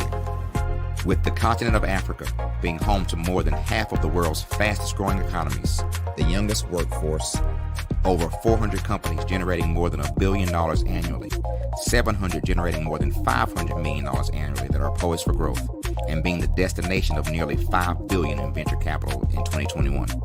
Diversifying U.S. and Africa commercial engagement by building bridges between African businesses and their U.S. diaspora should begin being seen as mutually beneficial. From helping to reduce Africa's enormous capital gap to catalyzing two-way trade opportunities, the COVID-19 global pandemic hopefully has taught us that global challenges and opportunities are more interconnected than we thought. During the pandemic, African companies like Unicorn Flutterwave, insurance provider Reliance Health, ride-hailing app Yasir, and 54Gene, the continent's first bank of DNA on people of African descent, proved that when African companies have access to networks, capital, and information, they grow big, grow fast, and create solutions that are valuable to the world. This is why Be Direct was created. We are the first U.S.-based but African-centric board preparedness and board search company designed to connect U.S. Black talent and corporations to African businesses. Unique and fundamental to Be Direct's success is our process of helping board candidates adapt their experience and networks to an African context before they're connected to high-growth companies that are looking to locally and globally scale. From our focus groups with African business execs and government leaders, we don't ignore the sentiment that business is easy, but people are hard. Having a pool of board candidates with hard-to-access networks and extensive experience across the business lifecycle, including successfully raising capital, is table stakes for an initiative like this. So yes, we have that. But corporate or entrepreneurial success in the U.S. does not guarantee success in Africa. Developed alongside industry partners on the continent, our training program, Be Direct Prep, is designed to transpose their experience to create cultural comfort, understanding, and a commitment to helping businesses in Africa scale. Our board governance sessions are African continental and country specific, integrated with cultural awareness and dexterity training, masterclasses led by African industry execs, and mentoring and coaching from African continental-based facilitators. But even more unique to Be Direct Prep, we cap off our training program with an immersion trip to help candidates that have not been to Africa before see and feel Africa's complexity and opportunity from African soil. We all know traditional network-based board placement has historically left a lot of us out of ever really being in the paid board pipeline. Our strategy supports the work of many great organizations that are successfully filling seats at U.S. board tables by creating more tables for those that are still left on the sideline. It's time to start seeing the role and value of U.S. Black talent and businesses on the continent of Africa differently. Old perceptions and habits limit economic inclusion. Let's transition Black talent and the African businesses they will support from the periphery of the global economy to its core. Living in a global lockdown, we all know now how fast local and global economies can change, and see the value of having businesses that hire, strengthen local value chains, and even grow globally. Status quo in any form holds back progress. We must democratize U.S.-Africa commercial engagement by socially and economically connecting cultures that have long been disconnected. It's time for Africa's U.S. diaspora to redefine their global value by helping African businesses scale continentally and globally. I'd like you to imagine with me, if you will, opening an app where you can collaborate with like-minded individuals from around the world, get inspiration and in-app tools to launch and grow your business, as well as share your knowledge and earn compensation, all in one app. Well, the name of that app is Truso, short for Truly Social. Hi, I'm Matthew Newman, the founder and CEO of Truso. A new concept in social media, Truso is designed from the ground up to be a platform that's both social and empowering for all its users. How exactly do we do that? I'm glad you asked. First, Truso brings the world together via video. Psychologists assert that video provides a significantly more effective connection than audio only. When you enter a community on Truso, you're face-to-face. Second, on Truso, you don't have to have 1 million followers to monetize. Our business model allows all hosts and moderators to monetize, no matter the size of your following, by 1, producing fee-based content, and 2, inviting others to join the platform as subscribers. Even more, Truso has an in-app resource library with over 100 free resources, forms, and documents to help you build your brand and grow your business. Third, Truso is inclusive. The deaf and hard of hearing communities make up 360 million people worldwide. Unlike audio-only apps, Truso embraces its community, providing a networking platform that allows them to participate via video and closed captioning. We even have a deaf and hard of hearing foundation in the works as well. Fourth, Truso is both social and safe. We refer to Truso as a virtual extension of the beauty shop, barbershop, and brainchild of the community. A place where there's laughter, along with wisdom, growth-oriented conversation, and genuine connections in a safe space. Truso even has proprietary security to ensure we maintain a safe environment for everyone. Where are we at now? Truso is live, y'all. We've launched in beta and we're acquiring users daily. We have an incredible development and marketing team, plus amazing celebrity influencers at the table, helping us spread the word around the globe, beginning within the African diaspora and beyond by creating a safe space for growth, connection, and collaboration. We're truly excited about Truso. We've created something special for which there is a global market. And we invite you to embark on this journey with us as a shareholder. The future for Truso is truly bright. Join us and let's go there together.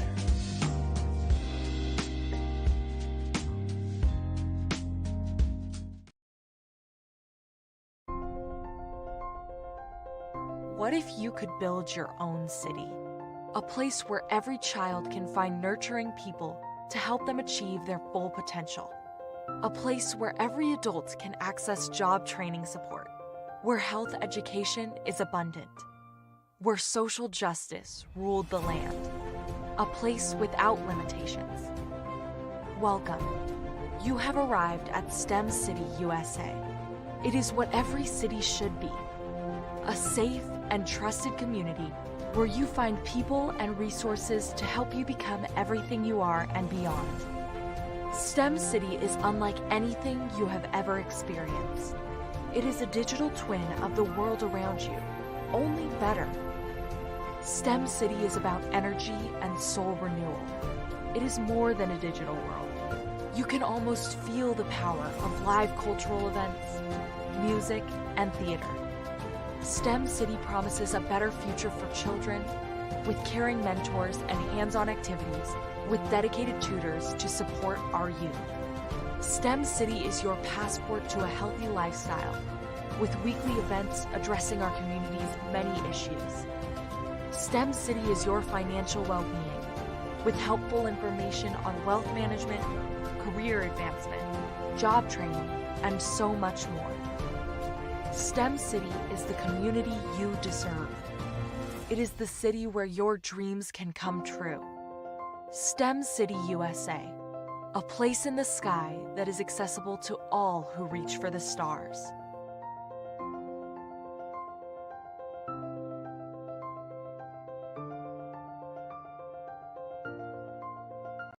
Follow the Brand TV broadcast host, Grant McGaw, as he visits with top executives and entrepreneurs to find out their secrets of success with their personal brand. Follow the Brand TV broadcast host as he focuses on brand development to build better relationships, bring value to your business, relationships, and career. You will enjoy listening to each episode that is tailored to speak to you directly. If you're looking for this type of clarity in terms of building your brand, you have tuned into the right station.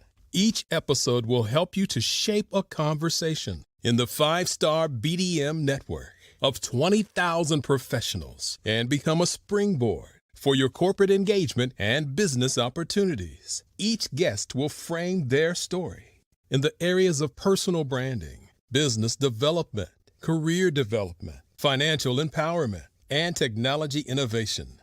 Grant McGaw explains why he is the CEO and owner of his own professional career. Grant is an accomplished business leader and entrepreneur who wants to give back to individuals to grow their personal brand strategy.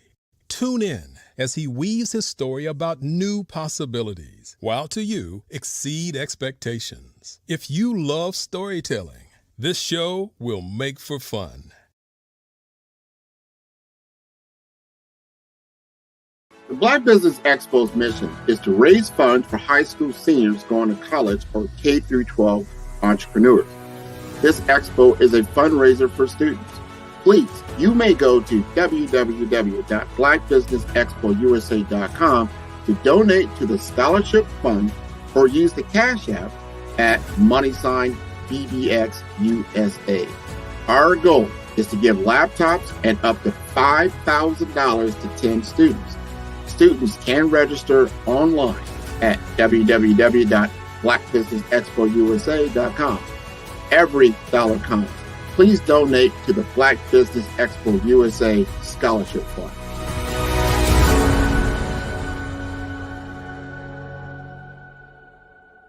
I was born in a little village on the island of Haiti. Many deadly diseases pounded me. It is as if they were on a mission to end my existence on this earth. I refused to give up. In 1983, I left Haiti and came to the United States of America. And I came with $5, 2 shirts. I didn't speak in English. I came to Atlanta. I got a job. I was a doorman. I was a doorman with a dream. What I used to do, I used to come on stage.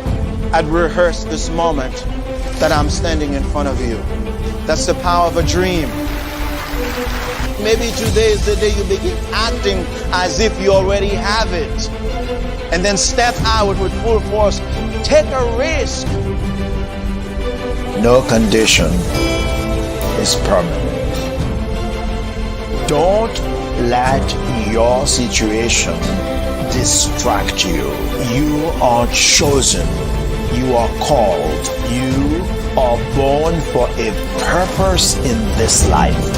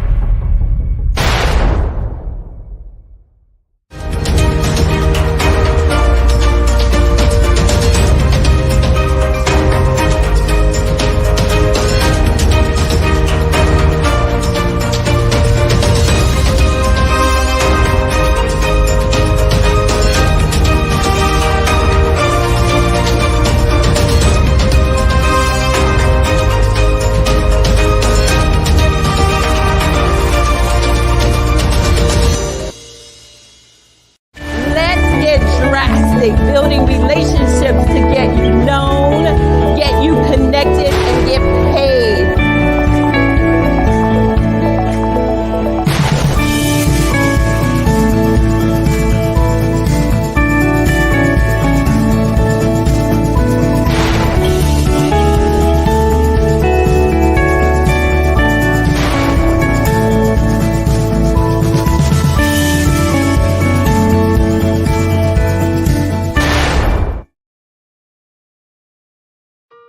Hello, this is Israel, and I am CEO of Daydreams Interactive and author of Princess Planet. So, genius is common, and as a kid, I loved to daydream. Even as an adult, I love to daydream. And when my daughter became 6 and loved princess characters, but we just could not find the diversity that showed her, we created our own characters. So, for instance, you have Princess Nulu right here. Princess Nulu is from Uganda, and her genius is that she loves to take care of animals. She can actually even listen and hear what they say. And then we have Princess Isabella right here. Princess Isabella, she's from Cuba, and her genius is biochemistry. One day she hopes to eliminate disease. Then we have Princess Nia right here. And Princess Nia is based off of my daughter. And she is what she wants to be, the greatest dancer alive. So that's her genius. So what's your genius? My genius is my imagination. Genius is common.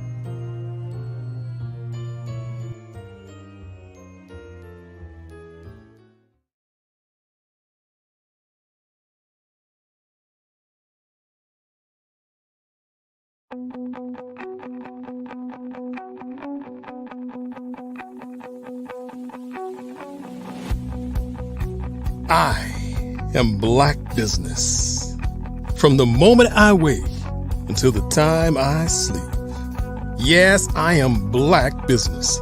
I am Black business. Tell me, are you Black business? I am Black business. Do you support Black businesses? Listen, I support Black business because I am Black business. Black Business Expo, one of the largest business showcases in the history of Black business in the world. The world! Sign up today at www.blackbusinessexpousa.com or call 919-308-9090. I am Black business.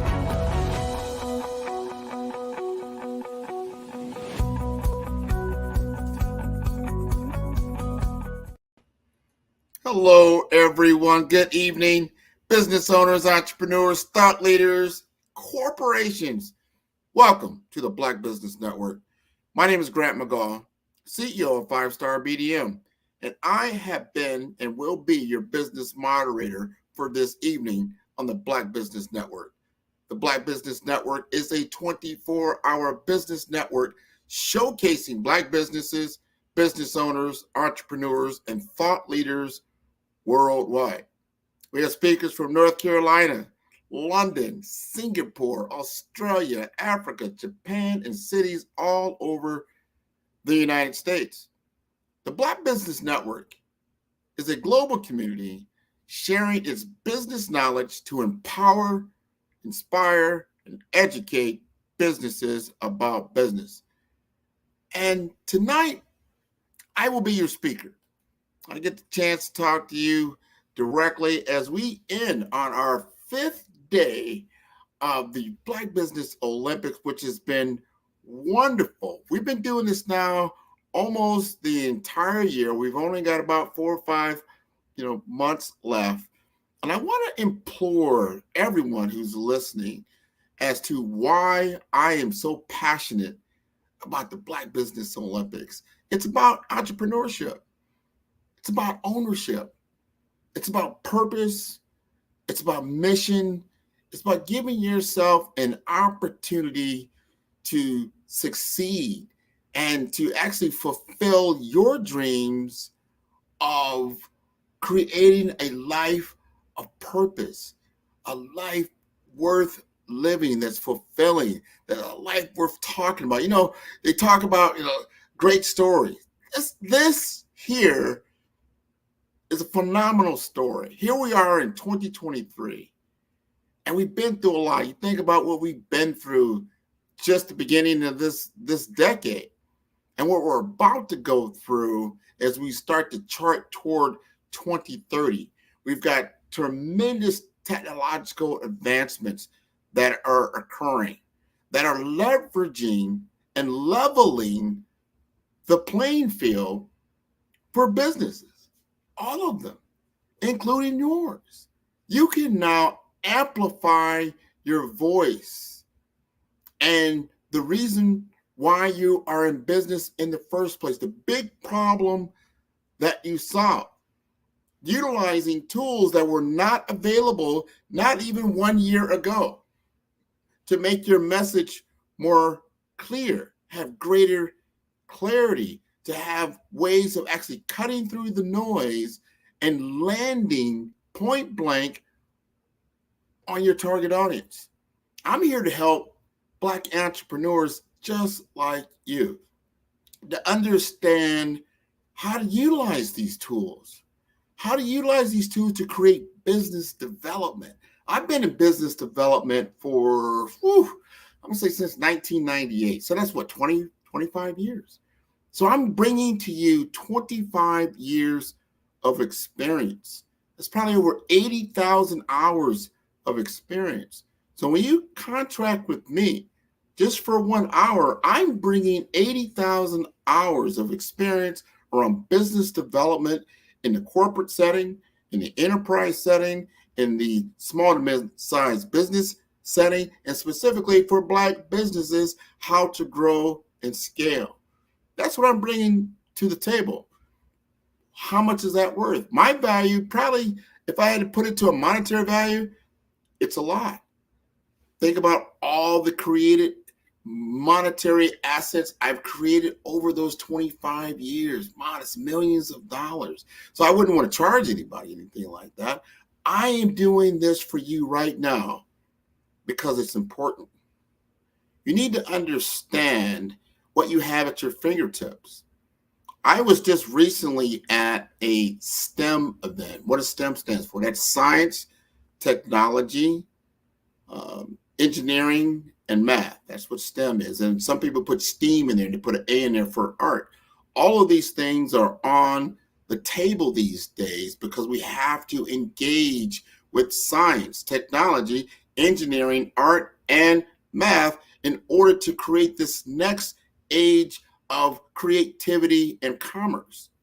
So important. So I was there to speak to our K through 12 children that are just now starting their school year, as well as college students and postgraduate students, about how technology is changing the landscape. After 25 years, not just in business development, but also information technology, I've been working in this field for a very long time, and I feel that I can bring the temperature down just a little bit. Some of the anxieties that are out there floating around, like, wow, the machines are going to take over my job. They're going to do everything that I'm doing, and I will no longer be of any value to anybody in the workplace. And I would say that's not true. Now, I would say what is probably true, could be true, depending on what you are actually doing, for your job or your business, is that, yeah, some things will have to be replaced. Just like technology, just like we didn't use horses any longer, when the cars came out, right? Over time, you started to use cars a lot more. Now nobody rides a horse, right? It's not efficient. Same thing, you look at certain technologies like just the calculator, right? When the calculator came up, people were still using slide rules. They were still doing a lot of math by hands. Not saying that's not bad, but it became replaced. However, math has not been replaced. Understand what I just said. Even though the slide rule was replaced, math of itself is not replaced. It's just got easier to actually do math by utilizing a tool. And that's where we're getting into artificial intelligence. We're getting into our computer technological plane and all these things and tools that we can now utilize to actually grow and scale our business. So the fundamentals still do not change. So I want you to start using words like amplification when you think about artificial intelligence. How can it amplify my business? How can it amplify my skill set? How can it amplify my services? You are still the fundamental, right? So it's just actually helping you to grow and scale and get your messaging, your services, and what you can do out there to a larger audience that was once, previously not attainable. Now you have a worldwide audience that you can actually engage with. There's no barrier to you, essentially, by just having something like this, a phone. Imagine, like 25 years ago, you didn't have this. This is not really a phone. We really shouldn't even call it that, but we do because we're used to it. It's almost a cellular phone, but really what it is a microcomputer. And as a microcomputer connected to the worldwide internet, it has access to incredible information, incredible knowledge, incredible wisdom. The only barrier that we're facing right now when it comes to an even playing field is our ability to utilize these tools. Utilize the tool to gain information, to get the right information, not the clutter. If you're going to allow certain medias to actually just feed you what they want to feed you, and you're not being proactive in actually programming your feed, your social media, to bring to you the information, knowledge, and wisdom that you seek. So if you're looking at your YouTube and you're looking at your TikTok, you're looking at your Facebook, your Twitter or X, your Instagram, your LinkedIn, and you're saying, wow, this social media is just cluttered with a bunch of nonsense and low-level information. You got to look at, okay, who am I connected to? Why am I connected to them? And because the AI doesn't know any better. It's still information, still artificial intelligence. It's just saying, hey, you connected with Grant, and Grant puts this information out. So we're going to start sending you more information that's similar to what Grant does. That's what all it does. There's no difference. It's a giant mail system. So if you're interacting with certain information on a continuous basis, it's going to continuously give you that type of information back. So you need to take control of the information that is coming to you through these technological channels.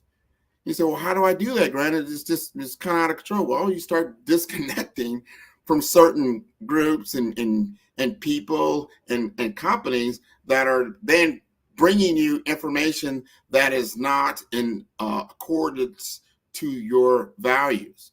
And start utilizing the platform to do what I just said, to teach you, to amplify your knowledge, to amplify your wisdom. Like, you know what? I don't know a lot about finance and business finance in my area. What does that look like? And you can now get that information immediately. And you can begin to actually engage with people that have that knowledge, and they're putting it out there freely.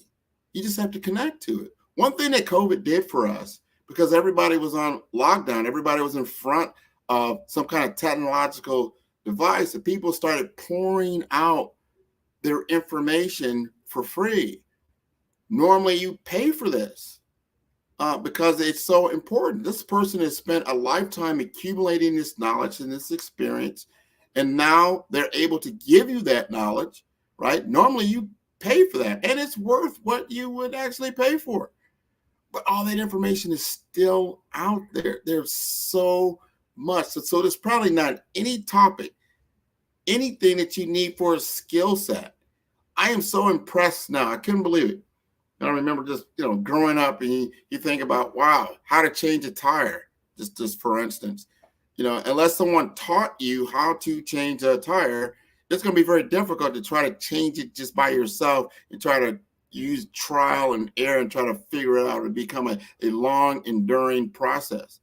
But now what we call micro-learning. What's micro-learning? Micro-learning is I can just go to YouTube, pop in my make and model of my car, so I need to change the tire, and the information comes right up. Not just a bunch of text, but actually somebody there in full-blown video is showing you step by step how to change the tire from the nuts to the bolts, to how to do the jack, how to place the tire, what to place the tire in afterward, soup to nuts. That was not available, 10, 15, 20 years ago. It is now available. So fast forward to your business. When you think about what's stopping you from scaling, what's that barrier that I'm facing? Can I at least ask a question? And if you ask the question to your AI partner now, and I'm going to call all of this as artificial intelligence, even in the social media and internet and all these things, now can then put information at your fingertips. And not only are you getting it from a video, let's say that it was done in the past, you can get it live, just like now. I am live. You can now find out how to connect with me. Like, hey, Grant McGaw, I'm going to look him up. I'm going to Google him. All my information is going to come up. How do I connect with him? I see how I'm going to connect with him. And if I send him an email, if I send him something that makes sense, that I know that Grant is passionate about, that he's interested in, he has information about, I'm going to reference some of the videos that he's put out, some of the information, articles that he's written. He's probably going to respond real time.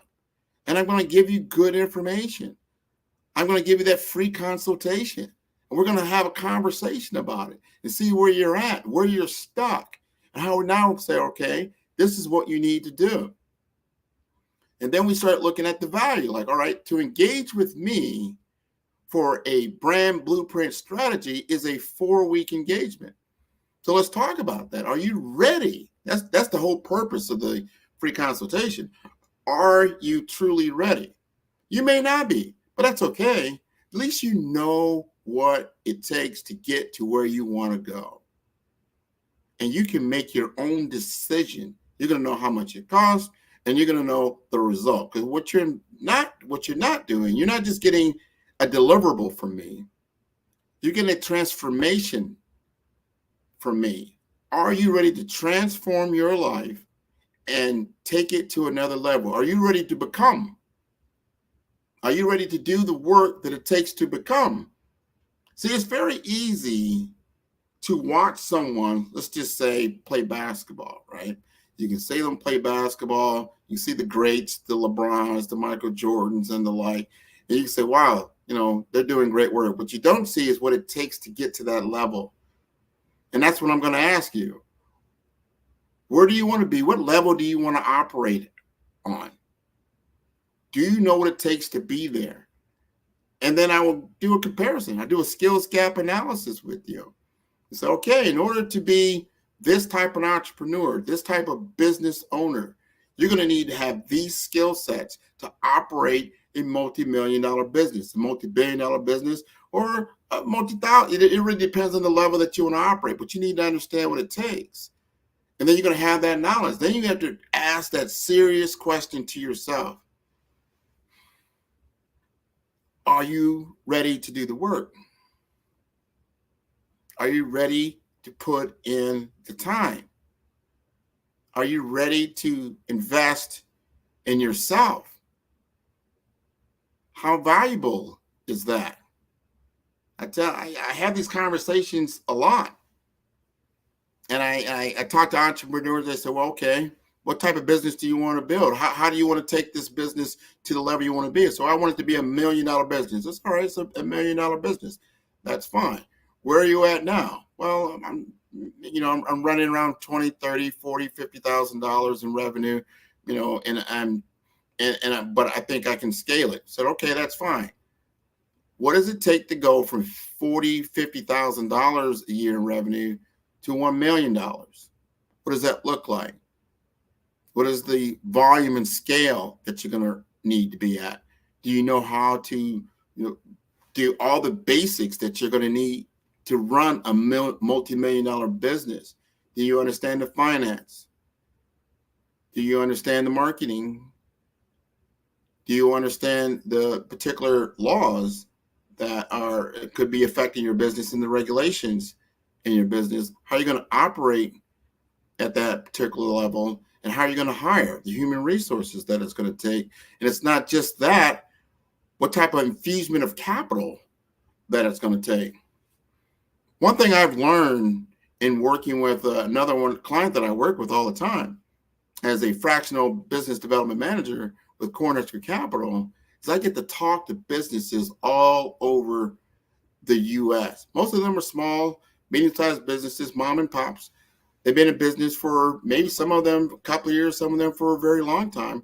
Some of them are now, they said, they started out very small, just like I just stated, but now they're 6- and 7-figure businesses, and they're now getting to that level like, wow, I can't manage it all by myself. I need help, or I need to step away. I need to bring in some investors. What does that look like? And if you haven't done the pre-work, one of the biggest problems that we run across, especially when we're dealing with Black-owned businesses, is that you don't have your books in the right order. That you can't show your revenue and your taxes and your expenditures all within a snapshot of information and time that's necessary. Because the one thing they want to look at, not so much, all right, you're $1 million business, but how much does it cost you to generate that $1 million? And what does that look like? And how much is left over? So what they want to do is buy the profit of the business and then grow more profits out of it. So you've got to be able to have your finances to show that. And you've got to be able to show what the future could look like to get an infusement, whether it's a capital raise that you just say, you know what, I need more money to develop a new service line. All right, let's take a look at that. So no one's going to be like, I don't want to invest in that. You've got to be able to show them the story about the investment and where all that is coming from. And it becomes common sense to go ahead and say, hey, if I give you this extra $1 million of capital, I know that I'm going to get 5 out of it in a certain amount of time. It makes sense. Or you're going into what you call M&A work, where mergers and acquisitions, where you get somebody that, you know what, I want you to still run the business because you have the expertise in the operations, but I'll either do a minority recap or majority recap to help you to get that infusement of capital in so we can actually scale the business. So what I'm saying is you don't do it here all by yourself. You begin to start out in that aspect, but understand where you're going. And if you build the foundation early with this understanding, you won't find yourself in a corner. You won't find yourself pigeonholed like, oh, wow, I should have done that.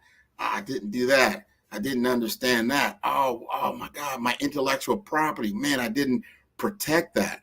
You know, all these things are so important because a lot of these investors, what they're really looking at is what is that they can see that's countable and predictable over time. They can see whether you've got, you know, revenue that comes in constantly, whether it's through a subscription or you've got long-term contracts in place that are renewable, but maybe over 1 to 2 or 3 years. But at the same time, to replace you is a big undertaking for your client or your customer to take. So you become a greater opportunity for them to invest in with low risk. They're all looking at risk and that does it make sense from an investment standpoint. So I say all that to say that you use information to get to where you want to go, and you invest in people like myself, whether it's a coach or someone that can actually show you the way forward before you even need to get there so you know where you're going. So important to have that roadmap, so important to have that blueprint. So I'm going to show you how to utilize technology at the most core basic ways in order to amplify yourself, to make yourself more visible, to make yourself more attractive, to make yourself more valuable. You know, beauty is in the eye of the beholder. So if you were doing great things, which I did find out at my STEM event that I went to, I talked about earlier, someone there is actually created Black-owned business, multi-million-dollar business, e-commerce business, doing CMOS and elderberries and selling them online as the e-commerce. And they actually were on Shark Tank, I think about a year or so ago, and they got an infusement of capital from Mark Cuban for about $600,000, and they've already doubled that and become a multi-million-dollar company, right? This all started out, you know, only a few years ago. So don't don't look at where you're at now, but look at where you can go. Don't already shoot yourself in the foot before you even got started. Someone else will believe in you. You have to believe in yourself. You have to do the hard work. You have to do the hard work. And so if you've never hired before, you find somebody that has. If you never operated a multi-million-dollar business before, you start to bring in people that have. They start to work with you at a level that you can actually partake in their knowledge, wisdom, and information. Right? So that's where, in a long-winded way, say, what does 5-Star BDM do? I do all of those things. I do all of those things. I'm not just a marketing agency. I do work with a lot of people that need marketing. From a branding perspective, I work with people that need branding. I work with people that need business and technology a lot. And the number one thing, I work with people that need business development services in general. Show them how to do true account management. A lot of people don't realize that that is a true skill set, to understand the sales process, the sales engagement, how to project yourself in a way that you are valuable, you are an asset to your potential client. You're not just selling them something. You're understanding their business problem at a very high level, and then you're getting it down into the actual details. And then you're showing your value because of your experience and your understanding of what they're going to need to do. And then this is why this is the best choice, because everybody are going to take you through a normal process. You got to look at your own process when it comes to how you acquire certain things. The first thing you're going to do is probably become aware that either you have a problem or that there's a certain product out there that you like. But the first thing is you become aware of it. And once you become aware of it and that you like or dislike it, then you're going to start to engage and start to consider what your options are. And the consideration of options is typically where you start to find out that you're now engaged in a sales process. But even before that, in that awareness stage, if you're not out there, when they're doing active research, they're starting to look at certain things and they can't find you when they do a search on Google or Bing or some other type of thing. They don't see you in industry articles. There's nothing that says anything about you. As they get to the consideration phase, you're not even there. This has nothing to do with salesmanship, as you would say, because the sale is 50% already done before they even engage with you. Or they'll never engage with you because they don't know anything about you. But the moment they do become aware of you is very, very important, because you have to understand where they're at in the customer journey, right? And what a lot of people do, companies do this all the time. And when they do their presentations, they start out, all right, become aware of you, tell me more about you, what can you do? And they immediately start out about themselves. They immediately start out about their company, who we are, what we do, who we've done this before, our capabilities, and how to contact us. And I guarantee about 70 to 80% of all sales presentations have that information there. And what they don't have is so important. They have not talked about the customer's problem. In the beginning, you need to establish your expertise and knowledge about the problem that customer is experiencing first and foremost. That is the secret I'm going to give you tonight. When you look at your sales presentations, when you look at your sales formulas, when you look at your engagement processes, are you engaging your clients at a point that you're giving them knowledge and information about the problem that they're looking to solve first? That's so important. It's not, they'll get to find out about you as they go deeper into the consideration phase. But the first thing they want to know is, do you understand me? Do you understand my problem? Do you understand this industry? Do you understand what's going on? And if you can articulate that first, you're already going to be in the 90, well, I would say the 10 percentile of that, of going forward with that customer to get to a point of a sale. That's business development 101 from Grant McGaw at 5-Star BDM. Start with understanding the challenge of your client. then understanding the opportunity that you represent, then understanding the impact. What impact do you bring to the table that is measurable to your client?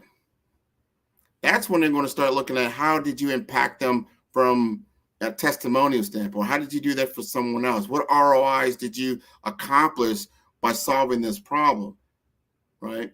Then they're really going to be tuning into you at that point.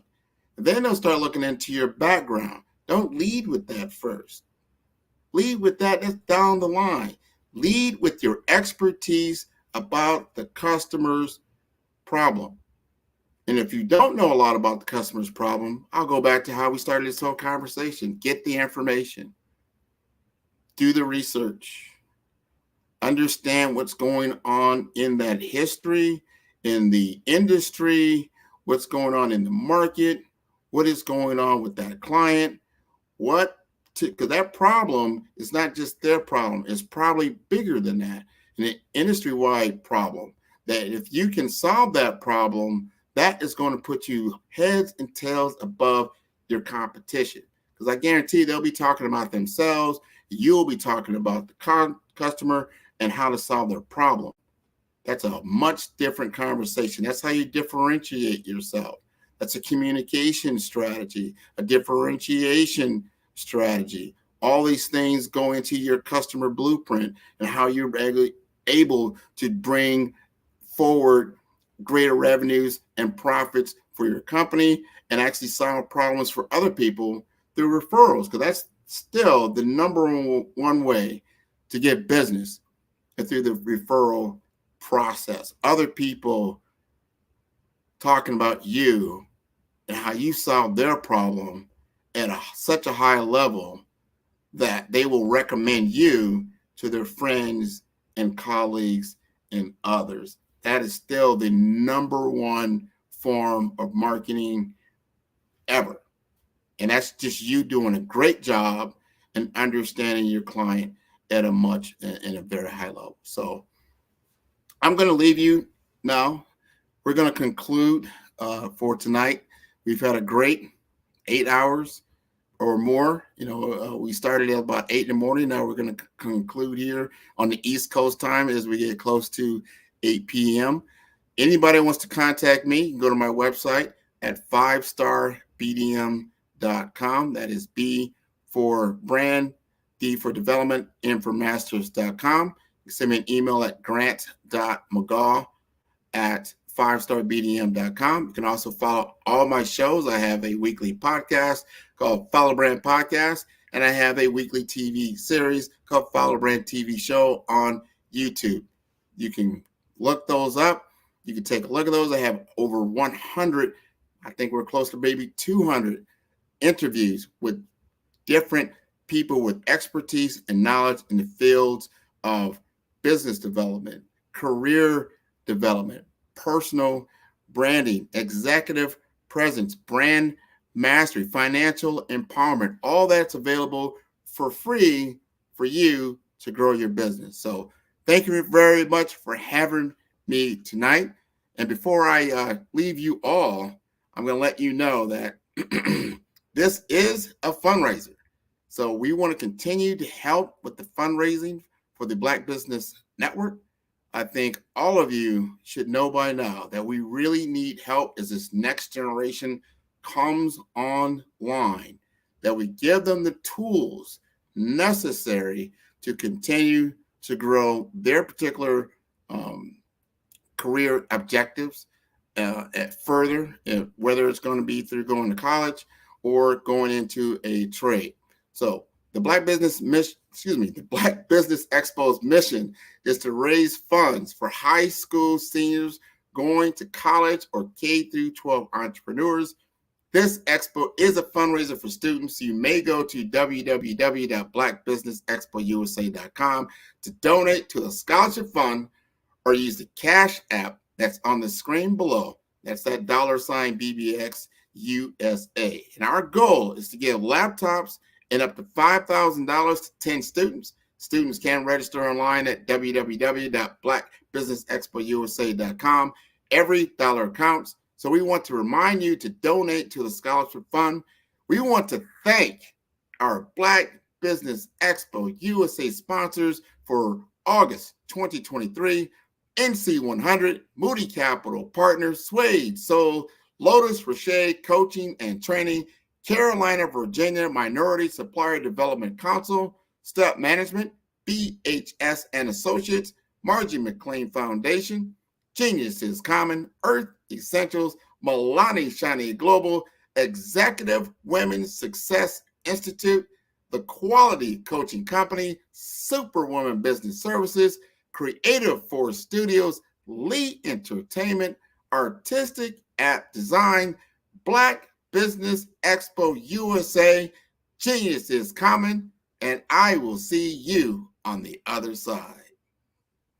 Follow the Brand TV broadcast host, Grant McGaw, as he visits with top executives and entrepreneurs to find out their secrets of success with their personal brand. Follow the Brand TV broadcast host as he focuses on brand development to build better relationships, bring value to your business, relationships, and career. You will enjoy listening to each episode that is tailored to speak to you directly. If you're looking for this type of clarity in terms of building your brand, you have tuned into the right station.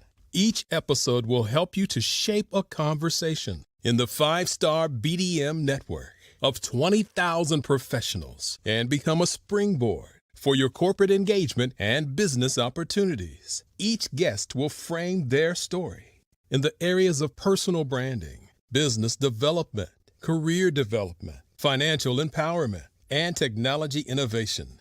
Grant McGaw explains why he is the CEO and owner of his own professional career. Grant is an accomplished business leader and entrepreneur who wants to give back to individuals to grow their personal brand strategy. Tune in as he weaves his story about new possibilities, while to you exceed expectations. If you love storytelling, this show will make for fun.